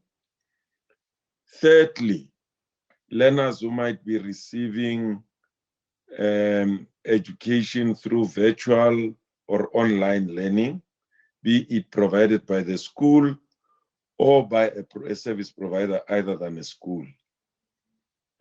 The last category, I mean the fourth category, the last category is, in fact, the last but one is learners whose parents, out of own volition, decide to keep them at home, maybe out of fear or out of anxiety. We've made provision for that. The last category, which is category number 5, is home education. Now, if we're going to extrapolate the attendance rate and say these categories of learners, you know, are then provided for in terms of the directions in this way, and therefore the dropout rate is this, I'm just cautioning that it is too early. We are looking at the numbers, we are collecting data, we are verifying the data that we are collecting. One of the means to verify, for instance, for grade 12 learners, is to even check the learners who wrote the preparatory exams as opposed to learners who enrolled for grade 12, and then move on to look at learners who would have written the final year exams as a means for verification. Then once we have done all of that verification, we can then get an indication of what the probable dropout rate might have been. Learners that we might deem to have dropped out now, parents could bring them back to school beginning of the year, next year, because they might have elected to keep them because they believe that maybe the risk for the virus would be less in 2021, and then release them to go to school. I'm just cautioning against that. The last point is around curriculum coverage. We presented to the portfolio committee the risk-adjusted approach to curriculum and assessment. And we've indicated to both the select and the portfolio committee that curriculum coverage for grade 11 and below grades, or grade R to grade 11. It's a multi-year effort. And for grade 11 learners who are going to be grade 12 learners next year, what we are planning with provinces already, as I think Honorable Machesi, and I can't remember the other honorable member who raised the issue. Provinces are indicating that they are going to start with early catch-up programs starting from 2021, which is correct, because the earlier we start, the better. We don't know when the virus is going to increase again next year. So the earlier we start even catching up with grade 11, which are grade 12 for next year, the better. The last point raised by Honorable Siwela on the impact of COVID-19, probably on the class of 2020, we don't know as yet. We're still collecting data. We're doing our best to make sure that the grade 12 learners of this year are supported. We've been working with provinces. I've been to 6 provinces, and the interest for us has been extra tuition during weekends, Saturdays and Sundays, because many places of worship had not been fully active, and therefore learners are available. These provinces that are here, I'm going to the Eastern Cape on the 23rd. KZN, I've been there to Umkhanyakude and to the Ugu district. I was extremely impressed with what I came across there.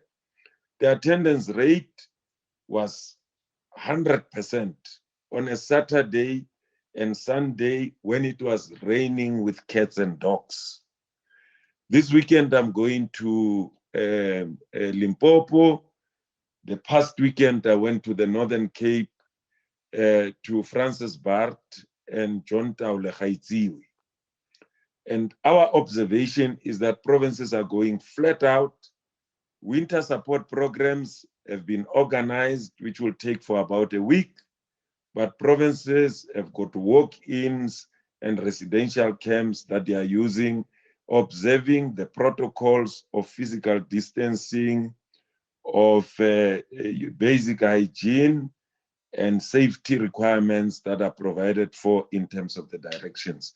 So those are the 2 areas that I thought I could just make a contribution, but make a commitment, Chair, that will work with your office to identify the gaps. Eastern Cape is a very hardworking province. It has enjoyed a sustained improvement of the results. You no longer talk about the Eastern Cape as the second bottom or at the bottom anymore. It's one of the highest improving provinces when it comes to grade 12 results, together with KZN. That's the contribution that I want to make at the moment. Thank you very much, Chair. Thank you to honorable members for incredibly valuable inputs. We will go back and remediate as we always do with your leadership and your guidance. Thank you very much. Thank you, DG. Thank you very much. I think we are really late now from the time that we have been allocated by Parliament. But nonetheless, thank you very much, MEC KZN and MEC Eastern Cape, for honoring our meeting. Like I have said, that we just asked that we are given the information that we have requested, and then on that note, then DG, we will put it to you that you will make sure that the Eastern Cape come and present, like we have asked, like to the presentation actually that we have asked. I actually as well feel bad because we've never really returned anything from this committee, but really the information is too much insufficient, and it's really not giving us anything that we have requested. Now, on that note, here and now, can I request that the DPE, KZN and Eastern Cape, you leave us as the committee in the meeting, and then we just proceed with our committee issues. Thanks, Madam Chair. We leave you in peace, Chair. Thank you. Thank you, Chair. Thank you, Chair. Thank you to everyone. No, Mashabalala, don't leave. I'm not She going must anywhere. leave. I'm not going anywhere. I was just saying thank you. Okay. Okay, all right.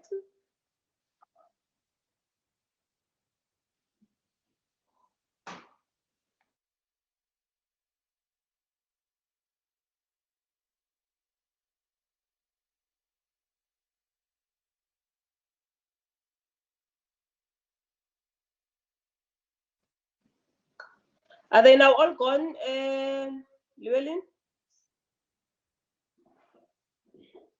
Chair, yes, it would seem most of them have left the meeting, Chairperson. We're still left with the committee and staff. Okay, which minute are we adopting? The last meeting, which means the NCOP also can leave, ne? Yes, ma'am. It's just the portfolio committee But that needs to. Chair Ntabeleng.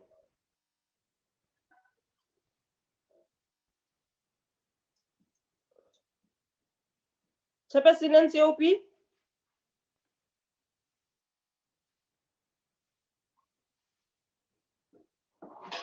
Did he leave as well? I don't see the meeting. No, he's dead. Okay, no, it's fine then. Can you flag in the meantime the minutes that we need to adopt? But honorable members, I think the approach that I have taken, you would agree with me that we needed to take that approach. Because really, there was nothing in that report. So we will agree that with you. Yes, so we will agree that the Eastern Cape will come and present. We will find a slot for them to come and present again as and when there is a space available. Agreed, Chair. Minutes, Llewellyn, we can see on the minutes we had a meeting on Tuesday, the 2nd of October, from 9 to 12. It was a visual meeting, and then we had a briefing by the Zero Dropout campaign, which they briefed us on data tracking, the early warning systems, psychosocial support. And in the same meeting, we considered and adopted the minutes of 1st September 2020 and the draft committee report of the fourth term. On page 1, you can see members that attended the meeting, that were part of the meeting, and then there were apologies as well that were recorded, and the officials as well that attended from DPE and also from our parliamentary support staff. And then the introduction, we opened the meeting, and then we then welcomed the Zero Dropout campaign members that were there, and then we asked for a presentation which we received from Ms. Mansfield, who have dealt with the issues that I have mentioned. And then after that, we also had a presentation by DPE, which was led by the Deputy Minister Mhaule, and also the Director General Mweli. And then and then in the presentation as well, Dr. Taylor took some part, and then we had the deliberation and observations which were done by the members of the portfolio committee. And then we had the responses from Zero Dropout campaign. And after that, we had responses from DPE. And after that, we have made the recommendations which we have said the Zero Dropout campaign found ways to engage and they must interact with the department more often. And then we also considered the report and minutes of the 1st of September 2020, and we also adopted the draft committee report of the 4th term, and we concluded and adjourned the meeting at 12:22. Any corrections?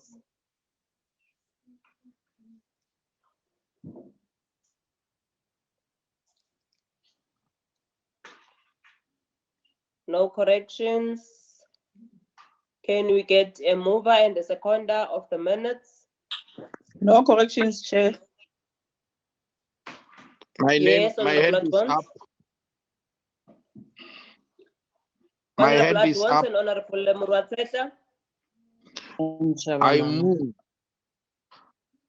I move that this Honorable minutes be Muratesa is accepted. moving. Yes. Now, but why are you breaking now? I'm seconding. Honorable at once. I'm seconding, Chair. Thank you very much, Honorable at once. Which then brings us to the end of this meeting. So thank you very much, honorable members, for your indulgence. We have really went over time on this meeting, but like I have said, I think when we are dealing with the provinces, Mr. Brown, please could you arrange that at least we are granted 4 hours to deal with provinces instead of 3 hours, so that we got an opportunity to look into the reports and be able to interrogate them thoroughly. Honorable Muratesa. Yeah, I agreed with you in principle that Eastern Cape might not have covered the expected ground, but is it possible that we can all be taken on board on the approach each province is supposed to take? Maybe some of us could not see the framework per se. How best can we get hold of it? Thank you.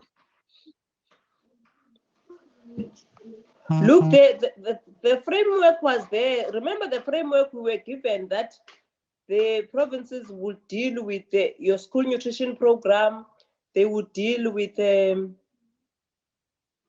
infrastructure, they would deal with water and sanitation, they would deal, you can name them. They have dealt with them, and Eastern Cape has dealt with that. But Eastern Cape reported only September and October, not from when the COVID-19 started, like we have requested, because our request said we need a report from when the lockdown level 5 started. How did the impact, how was the impact, I mean, in each province? And they have not responded to that. And like I have said, their presentation, you can just go back through it again, Honorable Muratesa. It has given us a report of only 2 districts out of 12 districts that they are having.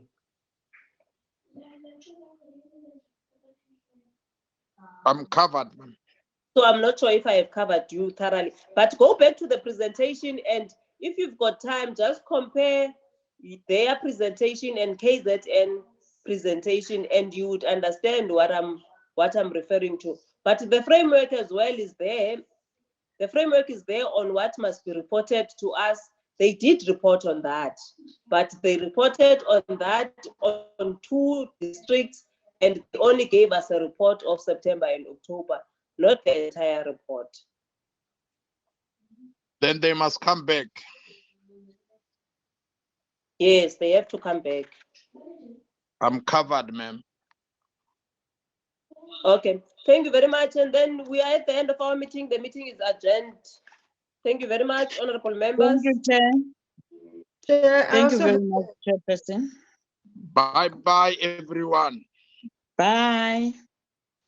Those who still owe other meetings must go to those meetings. We are going. Screaming. Yeah, screaming or crying. Thank you, Chairperson. I will end the session now. Okay. Thank you.